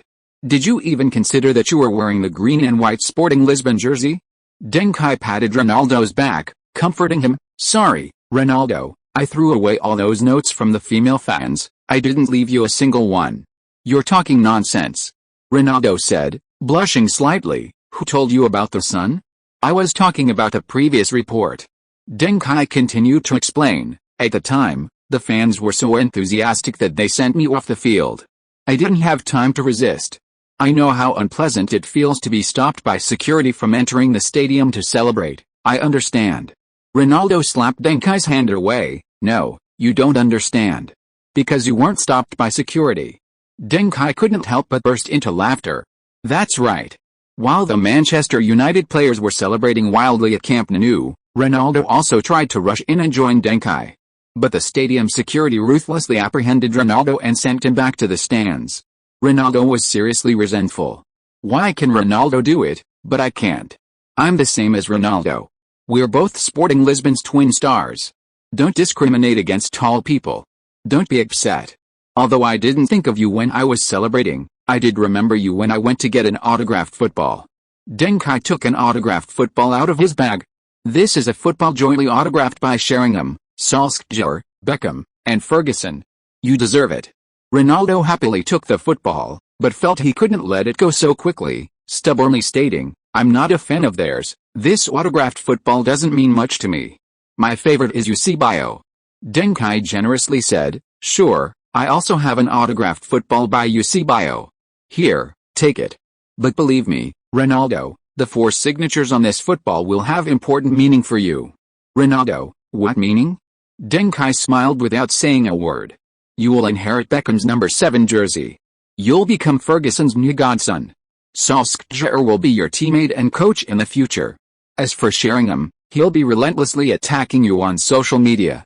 Compared to Manchester United news, other football news seems less important. News about Robin, Van Persie, Van der Vaart, and Sneijder being selected for the Netherlands U16 team and dubbed the 4 little talents by the media has received pitiful exposure. And then there's the call-up of Kevin Kuranyi, Andres Hinkel, and Michael Fink from the Stuttgart trio, making them the 2nd largest supplier of players for the German national team after Bayern Munich. And then there's Czech's declaration that the Czech Republic U16 team will bring home the trophy in this European U16 tournament on home soil in the Czech Republic. The news about Real Madrid, Barcelona, and Atletico Madrid's U16 teams, or rather, Spain's U16 team, receiving a Barcelona dream team led by Andres Iniesta, along with Mikel Arteta, Pepe Reina, and Victor Valdez, alongside Atletico Madrid's Torres and Gabi, aiming for the championship, has gone largely unnoticed. However, the announcement of Portugal's U16 23-man squad has garnered significant media attention. This squad is led by Sporting Lisbon's rising star Quaresma, followed by Porto's talented striker Postiga, with Cristiano Ronaldo ranking 3rd ahead of Almeida. In midfield, Viana is unsurprisingly the first name on the list. However, Duncan appears 2nd in the midfield roster, ahead of Meireles. This has left people confused about Portugal's U16 starting lineup. The lack of alphabetical order suggests team status, or rather, the coach's preference for certain players. But Viana and Duncan are both attacking midfielders, making their simultaneous appearance highly unlikely. Could it be that Portugal U16 is just trying to ride the coattails of little Ferguson and Manchester United's treble-winning hero Duncan? Qatar were completely different teams in the first and second halves. In the first half, they seemed more like a team that got paid to play. Their performance in the first half was like a wealthy version of the Chinese national team. Regarding today's matches, Peach's predictions are: England to beat Iran by a large margin, Netherlands to narrowly beat Senegal, and the USA to draw with Wales. Also, everyone can join the group to discuss the World Cup. The group number is 725,497,461, and the answer to the question is a fat peach. Chapter 120 Turning Point, Liga is still the best. Sporting Lisbon's U15 team contributed 6 players to Portugal's full U16 squad. Including the older players, the green and white team has provided over 10 youth national team players, forming the backbone of this European U16 tournament. Sporting Lisbon's youth academy has completely overshadowed Porto and Benfica. The specific squad includes forwards: Quaresma, Postiga, Cristiano Ronaldo, Almeida, Luis Lourenço, Lorenzo. Midfielders: Viana, Duncan, Meireles, Igor, Veloso, Emerin, Semedo. Defenders: Jorge Ribeiro, Jose Font, Ricardo Duarte, Jose Basingwa, Angelo, Araujo, Pereira. Goalkeepers: Bruno Vieira, Pilar, Weir. Almost all are academy graduates of the three giants. This squad isn't exactly lacking in star power. Quaresma, who runs alongside Ronaldo on the wings, is undoubtedly a future superstar. Postiga was later hailed as Tottenham's biggest flop in the Premier League. To be associated with the Premier League, he must have been someone of some stature. Almeida was once Portugal's first-choice striker. Viana was considered Portugal's most talented left-winger. Meireles was one of the most reliable midfielders for both Liverpool and Chelsea, having won the Premier League's PFT Fans' Choice Award.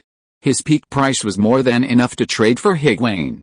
Liverpool players even considered moving Gerrard to keep him. Font is a legend in the Chinese Super League. Basingwa was Chelsea's starting right-back, a Champions League winner.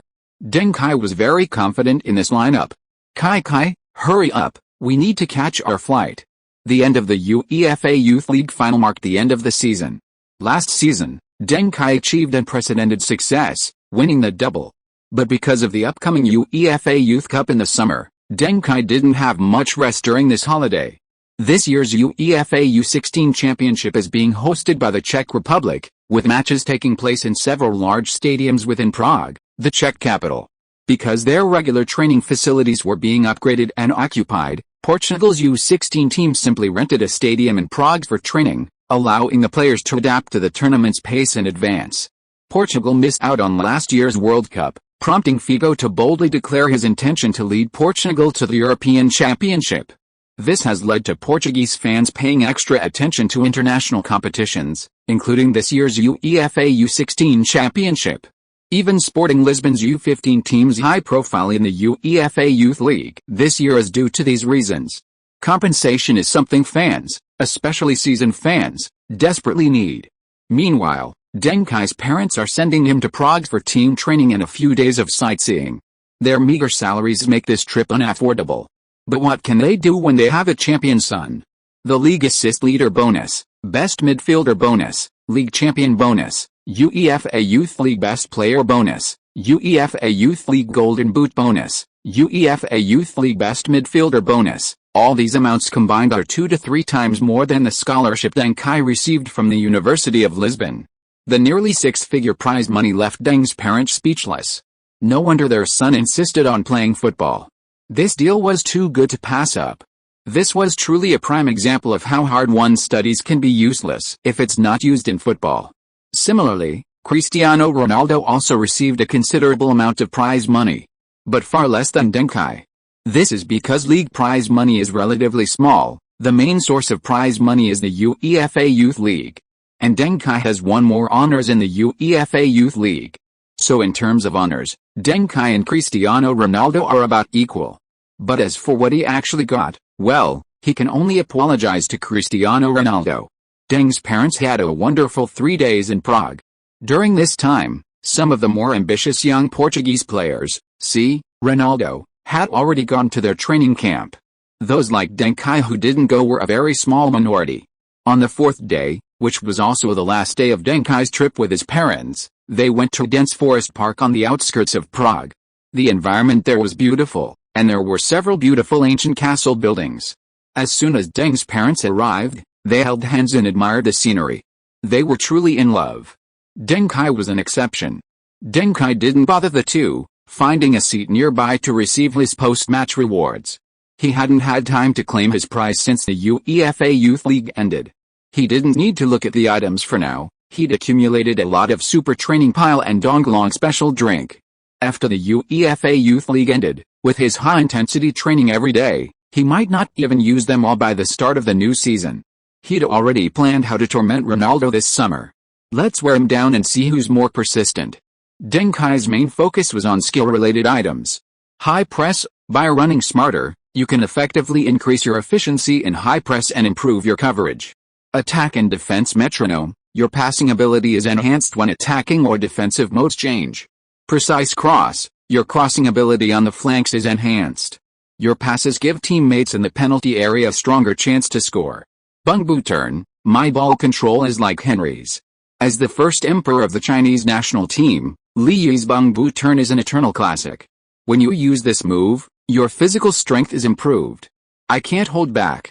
These 4-player level skills are all very powerful. But the last one is a bit of a joke. Isn't this supposed to be a gold superstar level skill? Who are they looking down on? Haven't you heard of Emperor Li Yi? High press is definitely useful and very suitable for Deng Kai's current playing style. It's a disruptive weapon. The essence of attack and defense metronome isn't the change in attacking or defensive modes, but rather the ability to enhance passing ability even when attacking modes change. In other words, during an attack, if the team's wing penetration tactic fails and the ball reaches Deng Kai's feet, he can benefit from the bonus when he makes a through pass or a high over-the-top through pass. This is Deng Kai's playing style and his favorite method of Ding Ding's intuitive passing. This further enhances Deng Kai's passing ability. Precise crossing is also quite good. The difference between this skill and wing crossing is that it provides a shooting bonus to teammates in the penalty area. This highlights the importance of precision. This, to some extent, offsets the negative effects of Ding Ding's intuitive passing. As for the Bung Bu turn, frankly, this skill isn't very meaningful for Deng Kai. Given his height, physical attributes, and physical strength, even with a bonus, it's difficult for him to maneuver effectively under pressure from 2 or 3 opponents. That's not his strength. Li Yi's Bung Bu turn looks a bit comical, but when he made that famous moment, the competition was intense. One player held on to his jersey the entire game and still couldn't hold on. If it were Deng Kai, he would have been brought down long ago. However, while the skill's effect wasn't great, the movement itself was practically a godsend for Deng Kai. The Bung Bu turn was a rare 720-degree rotation.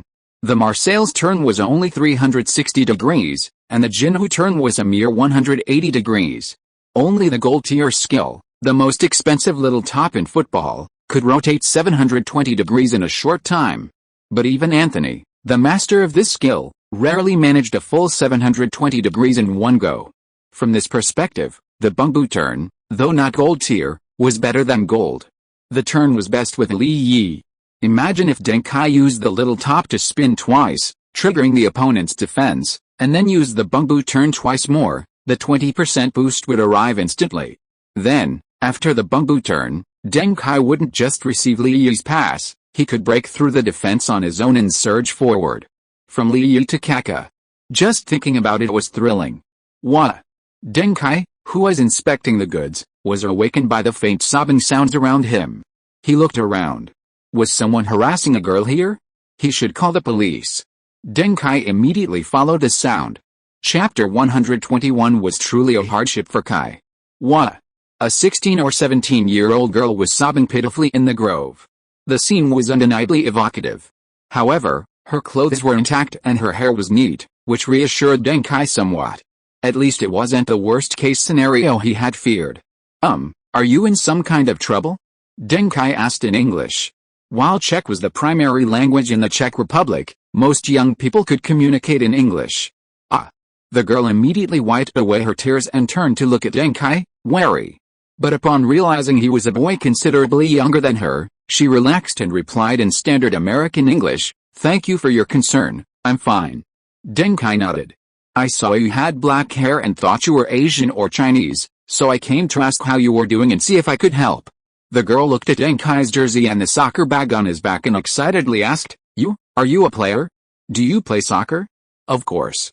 Deng Kai didn't think that being the best young player in the UEFA Youth League should be known to the whole world. However, he did find the girl somewhat familiar. Can you teach me how to play soccer? The young woman started speaking, then realized her wording might not be quite right and quickly added, not the kind of long-term teaching, just short-term guidance.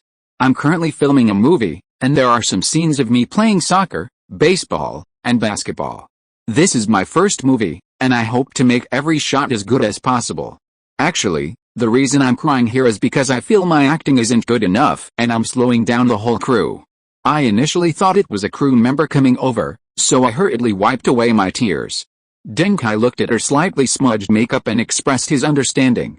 Aside from scheming women and lazy bums, nobody wants to show their vulnerability at work. So dedicated at such a young age, she'll definitely become a great actress in the future. Wait? An actress? You are. Deng Kai recognized the girl. Oh, sorry, I haven't introduced myself yet. My name is Anne Hathaway. The girl grinned, unleashing her charm, determined to win over Deng Kai, her soccer coach. Sure enough. So this is the filming of The Princess Diaries. This was Anne Hathaway's first film, a resounding success with exceptionally high ratings. The film featured a fictional country called Genovia, which, according to the film's description, corresponds to Andorra in Europe. Much of the filming took place around Prague, Czech Republic. I can teach you some simple football moves. I happen to have some free time right now, Deng Kai agreed to Hathaway. My name is Deng Kai, and I'm a youth player for Sporting Lisbon. Deng Kai then took out a football and began having Hathaway try some simple dribbling and spiking techniques. That's right. Yes, that's it. You're doing very well. Very talented. Good job, very well done. Deng Kai didn't judge Hathaway by professional youth training standards. He believed that, for an average person, Hathaway had athletic talent, and her limbs were sufficiently coordinated. But Hathaway remembered Deng Kai's repeated encouraging instruction. She felt her movements were clumsy, and dribbling the ball was difficult, but she didn't hear a single criticism. About an hour later, both of them were drenched in sweat. Watching Deng Kai, who was a head shorter than her, earnestly instructing her, Hathaway suddenly found herself drawn to the young man's good looks. You're such a good teacher. If my acting teacher could teach me like you, I think I could even win an Oscar someday, Hathaway remarked with some emotion. Deng Kai smiled and said, Why even? I think you definitely can. Hathaway was taken aback, looking at Deng Kai and seeing sincerity in his eyes. Really? Hathaway shook her head repeatedly, indicating disbelief. Of course it's true. Some people are suited to high-pressure education, some to encouragement, Deng Kai said. Of course, some people are naturally good at teaching others, like me. I have a teammate who's really slow. He's good at leading by example, holding himself to the highest standards, and using those standards to judge others. If you met him today, you'd absolutely hate football. Hathaway covered her mouth and laughed. He's such an annoying guy. Deng Kai nodded. Yes. He's good as a role model, not a leader. But I take his hard work, diligence, and fighting spirit as my role models. Hathaway brushed her slightly messy hair aside. I believe you'll become an excellent player too. I'll follow your games when I have the chance. You said you were a Benfica player, right? Then I'll be a Benfica fan from now on. Deng Kai. It's Sporting Lisbon. Benfica is our city rival. Sorry, I didn't mean it. I meant I'll follow Sporting Lisbon from now on. It's okay, youth players aren't usually remembered. It's just that I haven't reached a high enough level. I'll keep an eye on your movies, Scarlett Johansson. HMPH. You're being a bit annoying. My name is Anne Hathaway. Scarlett is way more famous than me. Are you deliberately trying to annoy me? When the crew found Hathaway, she was playfully fighting with Deng Kai. Filming starting, I have to go. Hathaway bit her lip and hesitated for a moment before boldly asking, You're not leaving Prague today, right? As a thank you for teaching me football, could I treat you to a meal? Deng Kai nodded. Of course, no problem. I'll be staying here for a while. But starting tomorrow, I'll be in training and can't go out easily. So, then tonight. Hathaway was overjoyed and ran out of the grove without waiting for Deng Kai's reply. Seeing the smile on her face, the crew was surprised. Hathaway had been in poor condition recently due to repeated criticism during filming, and everyone was a little worried about her. Hathaway, the crew has a holiday in a few days. We're planning to watch a UEFA U16 match to experience the atmosphere of a major tournament. Do you want to come along? It'll be a good way to relax. There are so many promising young players this year, especially Cristiano Ronaldo and... No. Hathaway interrupted the staff member. His name is too long, it sounds boring. Besides, I'm not interested in other people's football right now. The staff member was somewhat exasperated. He also thought the name was too long and should have mentioned another highly anticipated Chinese-American football star first. Wait, other people? What does that mean? In the afternoon, Deng Kai and his parents returned to Prague. On the way, Ronaldo called, asking if Deng Kai wanted to have dinner together. Ronaldo hinted on the phone that the dinner was organized by Quaresma, and all the Sporting Lisbon players would be attending. Sorry, I have other plans tonight. Since Deng Kai had promised to Hathaway, he couldn't break his promise. You can have a few drinks for me. And I'll treat everyone to dinner when I get back to make up for it. Ronaldo looked like he was cursing. Why should I have more drinks just because you didn't come? That night, the usually arrogant Cristiano Ronaldo, unusually humble, held his drink and apologized to the various Sporting Lisbon players.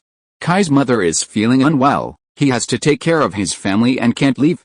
Deng Kai's father's toe injury flared up again, he has to accompany his father to the hospital. Deng Kai hasn't finished his university assignments, he's working overtime. After this round of games, everyone's impression of Deng Kai changed, but their impression of Ronaldo improved considerably. This guy isn't as arrogant and difficult to get along with as others said, is he? He's actually quite humble. However, one thing puzzled everyone, was Deng Kai having such a bad day? Poor Kai. Chapter 122 Chinese-American Superstar and American Princess. Over here, over here. Deng Kai saw Hathaway after entering a high-end restaurant on Neruda Street in Prague. He walked over and apologized with a smile. I'm sorry, I don't have much experience dining in high-end restaurants, it took me a while to find it. Keeping a lady waiting is really not very gentlemanly of me. Hathaway was amused by Deng Kai's pretentious and mature demeanor, and laughed. It's alright, after all, I was the one who invited you, so it's only right that I wait for you. Today, Hathaway was wearing a black tulle dress, very stylish, a nude design from Chanel's spring-summer collection. Hathaway's mother is an actress and dancer, and her father is a lawyer, a typical middle-class family.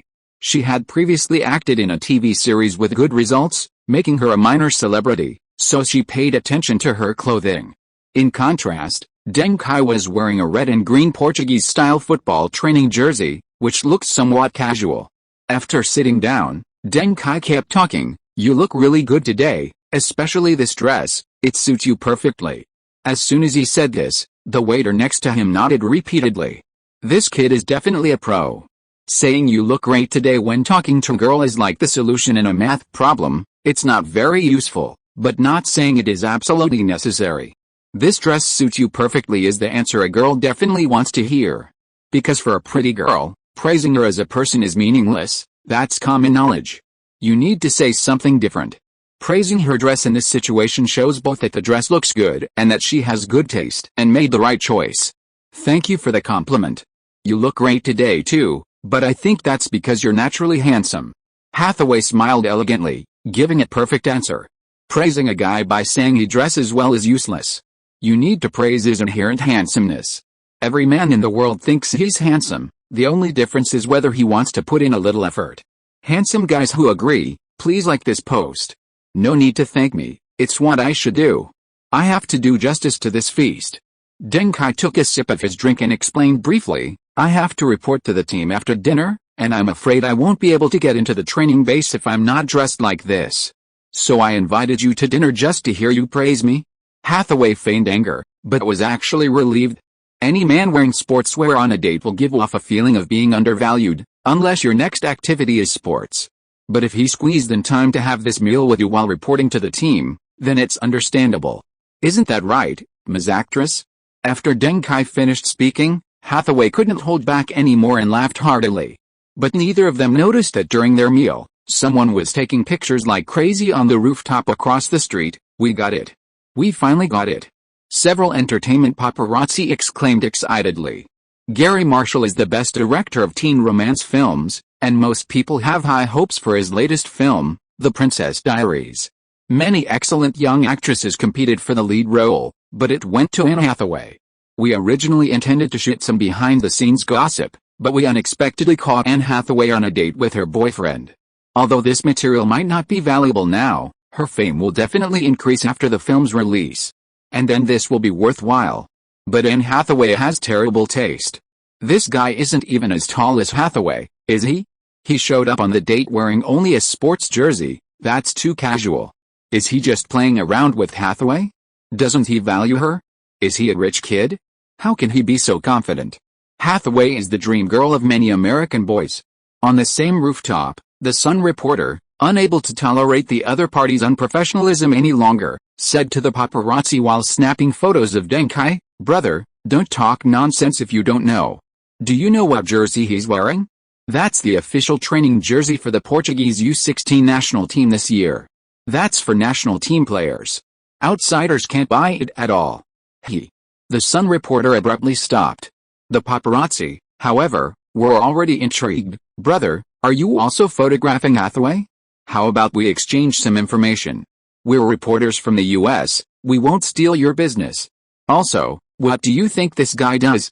A Portuguese national team player? Does he play football? Is he very good?" The Sun reporter gestured for his assistant to check if the photos submitted by the other party were substantial enough. He was saying all this in hopes of exchanging something with him. Just as the other party knew nothing about Deng Kai, they were also unfamiliar with Deng Kai's date, this Hathaway.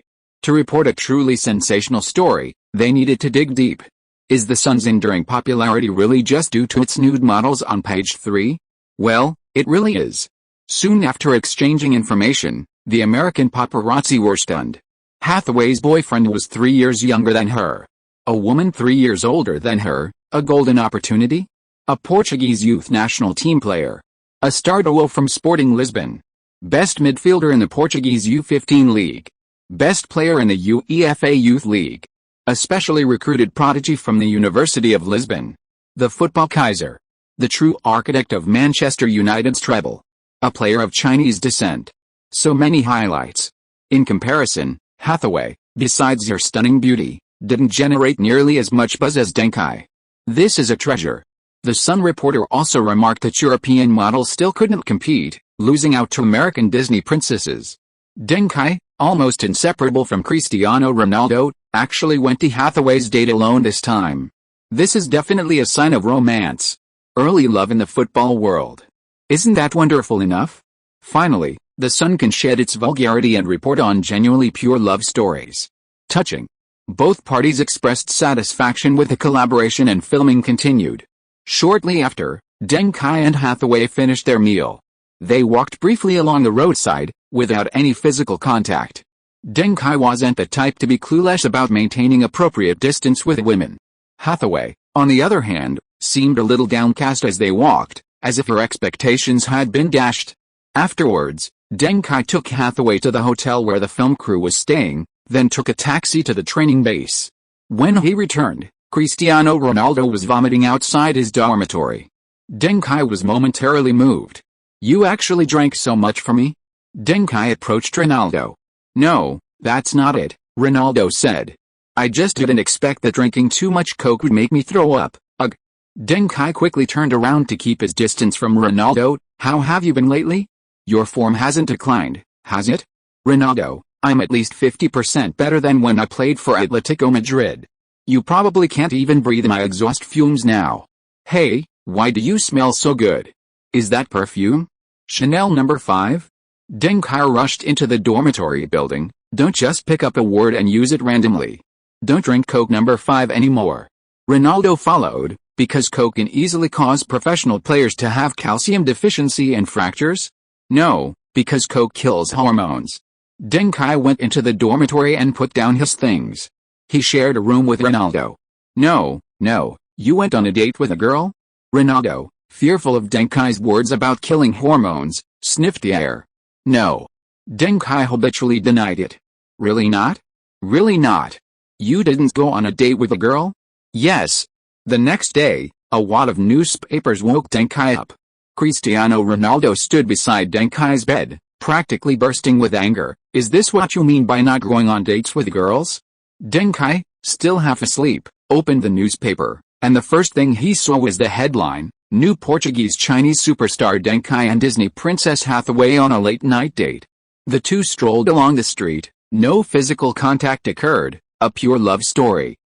This. Ronaldo, let me explain. If you are listening to this novel on a channel other than Fanfic World, it means it was downloaded and re-uploaded without effort. We warmly invite you to visit our channel, Fanfic World. There you will find the original version of this story and many other novels of various genres. We look forward to seeing you dive into a world of incredible novels. Chapter 123 Relegated to a Substitute. Deng Kai immediately stood up, dragged his laptop out of his suitcase, and began browsing information on various websites. New Disney princess's romance exposed, boyfriend is shorter than her.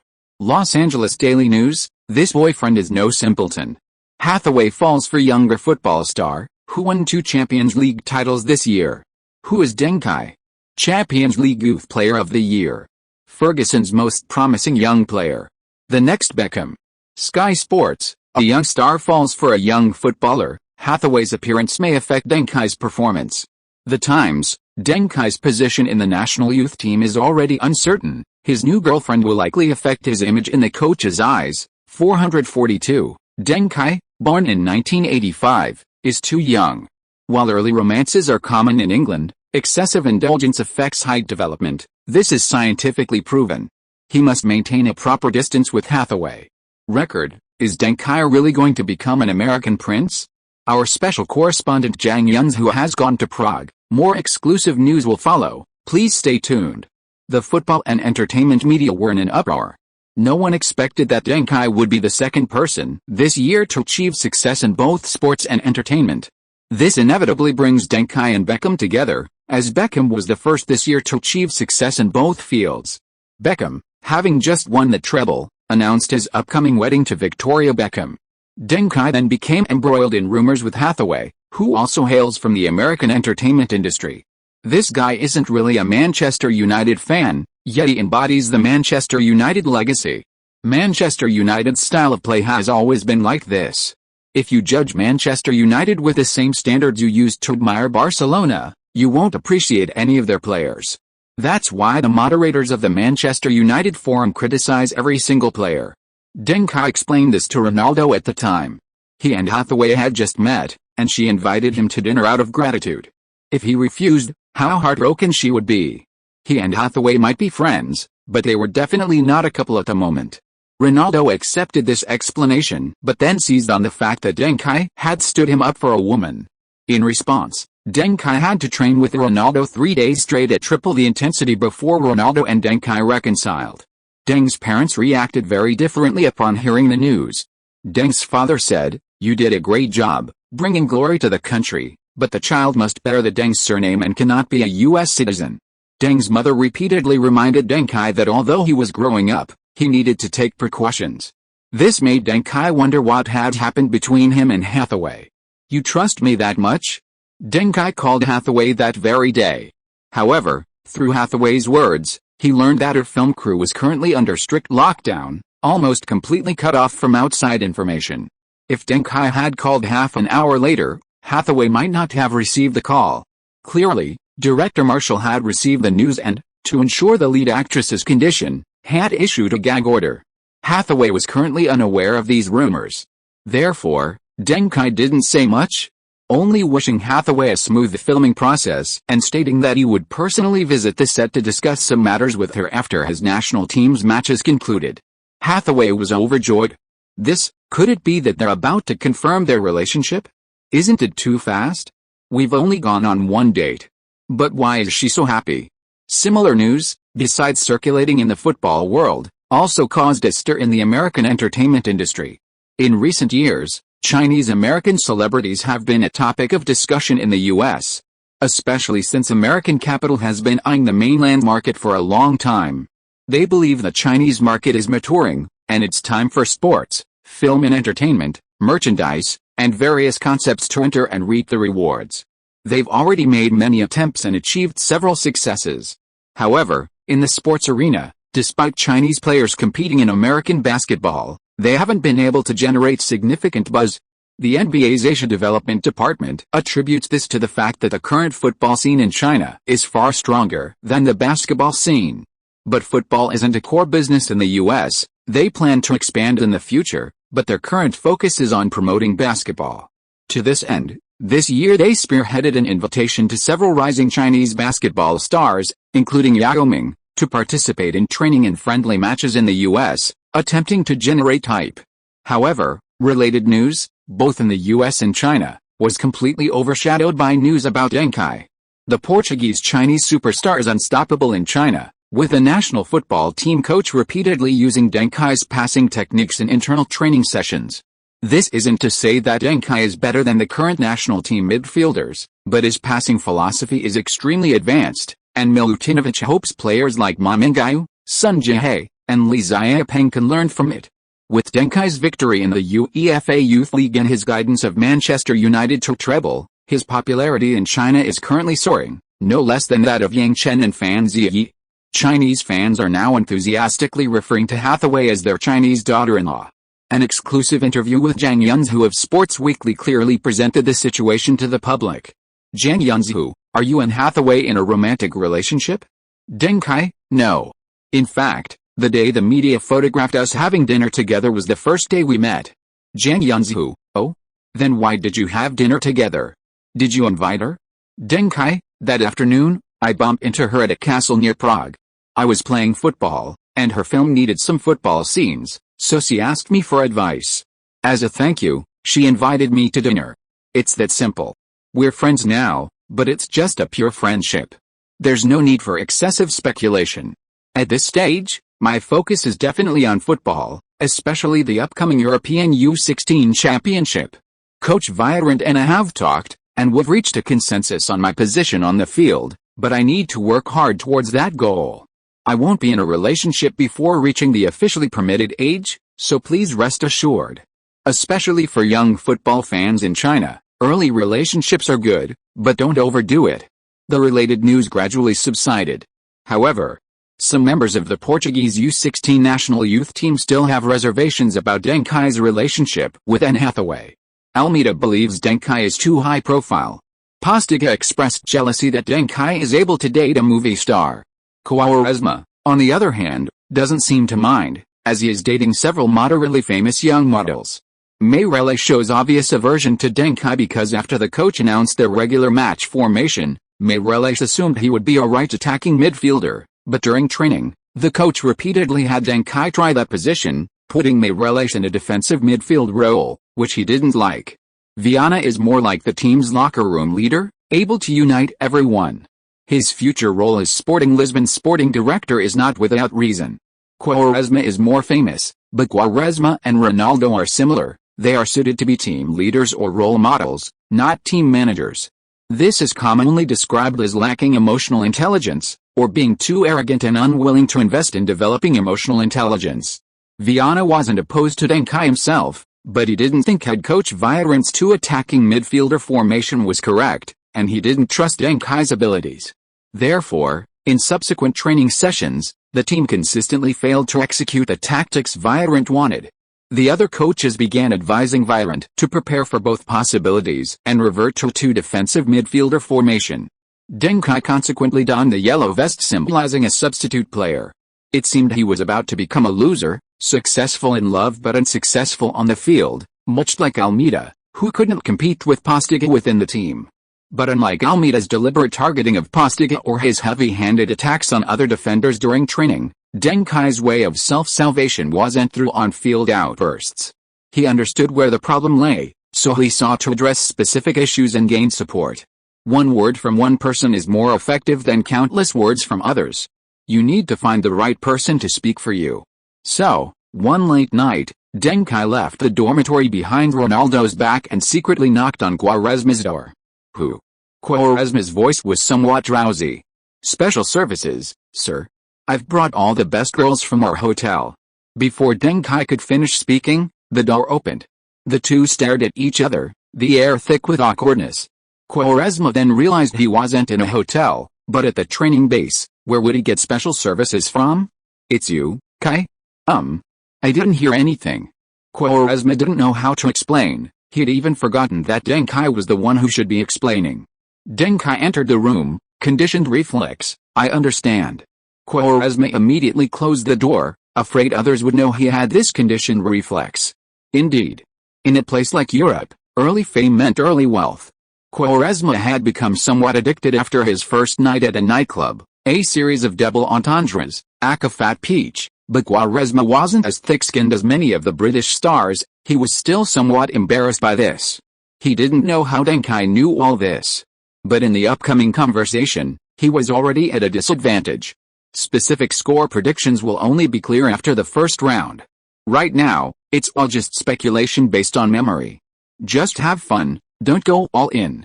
Argentina beat Saudi Arabia by a large margin, Denmark narrowly beat Tunisia, Mexico drew with Poland, France beat Australia by a large margin. Chapter 124 Holding Position Against the Wind. I came to talk to you about my position, Deng Kai said bluntly. I know my experience and versatility might not be as good as other players. But I know what I can bring to the team, so I need more support. As long as the conversation didn't turn to anything frivolous, Quaresma immediately reverted to his older brother persona. Kai, I know this is your first time being selected for the national youth team. I've been through the phase too. But what you need to do is follow the coaching staff's arrangements and wait patiently for your opportunity, not form cliques. That's tantamount to affecting your performance on the field. Deng Kai wasn't deterred by Quaresma's official response. He smiled and said, in fact, the double attacking midfielder tactic is a liberation for both wingers and wide attacking midfielders. You should have seen how important Viana is to Ronaldo in the past few days of training. Ronaldo isn't as strong as you right now, but his stats these past few days aren't much worse. And Viana, his stats are also very good. But this liberation won't fall on you. Because Meireles isn't a player like Viana, even in the attacking midfield position, he's essentially doing the work of a midfielder. He can't deliver threatening passes to you, but he can exploit your movement to launch frequent long-range shots. I believe that neither the coach, nor you, nor the club wants to see this situation. A team that can't unleash its strongest star can hardly be considered successful. Because such a team can beat average opponents, but not top-tier ones. Only Sabasta can beat Sabasta. And this team only has one superstar, and that's you, Quaresma. Deng Kai spoke frankly. His actions were indeed competing with Meireles. But he wasn't just competing with Meireles.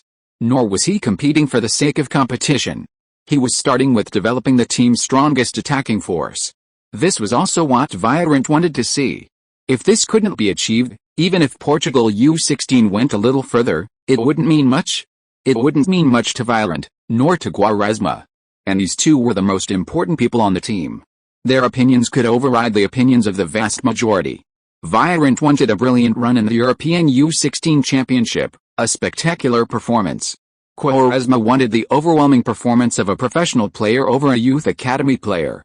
Quaresma was already a well-known star in Portugal, something Viana couldn't even begin to compare to.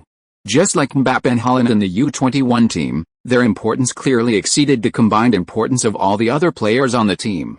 Quaresma looked at Deng Kai. He had to admit, Deng Kai was truly impressive. Besides knowing the code words for finding prostitutes, he also understood people's hearts. Quaresma wasn't stupid. How could he not sense that his importance to the team had been declining in training these past few days? No superstar could accept such neglect. The team should allocate resources to him. This was a privilege that stars should enjoy. Giving special treatment to those with exceptional abilities and creating opportunities for them has always been the rule of the world. Absolute fairness has always been just a facade. But Viana was on the left wing, unable to connect and cooperate enough with Quaresma. He could only complement Ronaldo. Quaresma needed an engine installed on the right wing. The Meireles brand had already been tried. But it didn't work. So it can only be Deng Kai. What do you want to do? Quaresma asked. In tomorrow's training match, you come to a reserve team, and I'll give you a spectacular assist. Deng Kai revealed his plan. Quaresma frowned. Who else? Will Ronaldo and Viana come too? Deng Kai shook his head. Their presence will diminish our persuasiveness. Quaresma was incredulous. Just me cooperating with you? The two of us? The gap in strength between the reserve and starting lineups is significant. Ronaldo, Postiga, Viana, Meireles, these players are far superior to their reserve players. The gap might not be as large in other positions, but it still exists. What? You think you can do it? Deng Kai said. If you're not okay, I'll have to go find Ronaldo. He's not as strong as you, but I'm confident I can help him beat our defense. Quaresma immediately retorted, who says I can't? I'm a first-team player for Sporting Lisbon, carrying you is more than enough. As for Ronaldo, he's still very green. Barring any unforeseen circumstances, Quaresma will definitely be playing in the Portuguese league with the first team next season, and might even become a regular starter. The next day's training match. The reserve team lost 3-5 to the first team. They lost, but by a small margin. It was a stark contrast to the previous days. Quaresma completed a hat-trick of goals. Deng Kai provided 2 assists for him. After the match, Viran was very happy. Because Quaresma was completely activated. Quaresma is different from Ronaldo, the former has the ability to activate himself, while the latter doesn't. So Ronaldo desperately needs someone to pass him the ball, but Quaresma doesn't. However, if someone can pass the ball to Quaresma, he can perform even better. That should be his prime. Now, the problem facing the Portuguese coaching staff is immediately clear. Using a double defensive midfielder formation strengthens the defense, but Quaresma becomes mediocre. Even when Viana is the sole attacking midfielder in the center, he prefers to play on the left wing alongside Ronaldo. Viana is a left winger, more comfortable on the left, a result of his playing style. Ronaldo, on the other hand, is extremely fast and likes to sprint, which helps Viana create space. If Viana goes to the right wing where Quaresma plays, he can only play a supporting role, and subconsciously, he wouldn't like that choice. Option 2, using a double attacking midfielder formation, strengthens the attack, allowing Quaresma to explode at any time. Duncan can completely liberate Quaresma. So, who to choose? You might think the options are double attacking midfielders or double defensive midfielders? Duncan or Meireles? No. The real option is to let Quaresma play as an ordinary player or as a superstar. The answer is clearly the latter. Because Quaresma is a superstar, at least within the realm of young players. He's the star player of the national youth team. He's a golden brand. 80% of the team's followers love Quaresma. He's a renowned future star across Europe, currently valued at €6 million, more than double the combined value of all the other players on the team. To consider Quaresma as only 1/11th is unfair. Because what he brings to the team far exceeds 1/11th, even reaching 9/11ths. In this situation, what's wrong with receiving 3 or 4/11ths of the team's resources? It might still be unfair, but not because he receives too much, but because he receives too little, because he should receive 9/11ths. Ultimately, head coach Viran made the decision, a double attacking midfielder formation. Deng Kai is the right attacking midfielder. Meireles is the defensive midfielder. Although Meireles was reluctant, he had to accept the decision. Because if he didn't play, Sporting Lisbon U15's Veloso and Semedo are both excellent defensive midfielders, and they are specialized defensive midfielders, more suited to the position than him. The reason Meireles is placed in this position is largely due to his reputation and overall ability. Of course, this kind of positional competition and compromise is common throughout the team, not just with Meireles. Pereira lost out to Basingwa and became the team's backup right back. But can you say Basingwa is absolutely better than Pereira? At least offensively, Pereira is actually stronger. Veloso and Semedo are stronger defensively, but they can only be Meireles' backups. Angelo's ability is no less than that of the starting centre-back Ricardo Duarte, but the latter is older and more experienced, so Angelo can only be a substitute. Cristiano Ronaldo, as Sporting Lisbon's U15 striker, can only play a supporting role to Viana, forced to play the passing role. Duncan is also an attacking midfielder, but often has to cover for Viana's runs and wide runs. His importance in the team is clearly different from Viana's. 11 different individuals, constantly rubbing against each other, constantly finding their boundaries of adaptation. Ultimately, they form a whole. That's football. As time went on, the UEFA European Under-16 Championship officially kicked off. Portugal was drawn into the same group as the host country, the Czech Republic, Poland, and Switzerland, luckily avoiding the powerful Netherlands team. Chapter 125, An Unfavorable Start or Takeoff? June 11th. The first round of the UEFA U17 Championship kicked off. Poland took an early lead, defeating Switzerland and securing 3 points. Portugal, however, was held to a draw by the outstanding performance of Petr Cech. Cech has clearly evolved. He is much stronger than in the second half of last year. He is becoming more and more like a wall. In this match, Cech made 15 successful saves, shaking the entire tournament. Quaresma exclaimed after the match that it was uncanny. He had at least 2 certain goals saved by Cech. Postiga also questioned his own abilities, having 2 consecutive shots denied by Cech.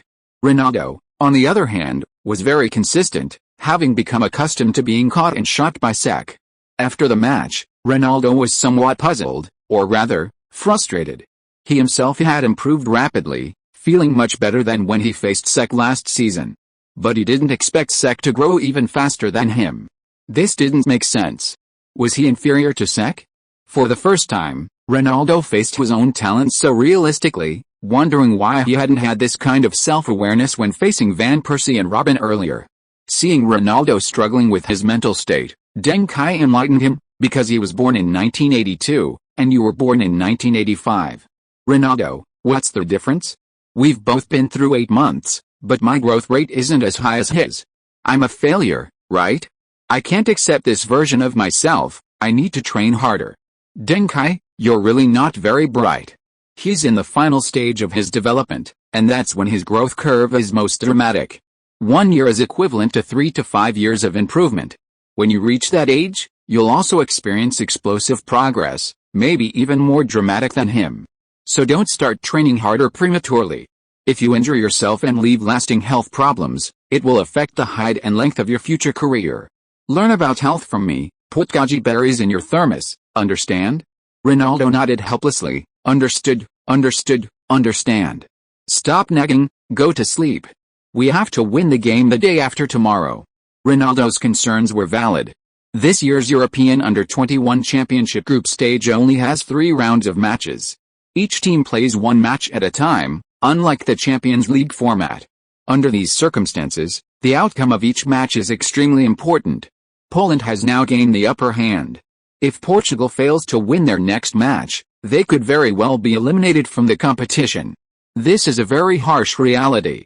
Sure enough, the next day, an assistant coach suggested reverting to double pivot formation. However, Violante rejected this.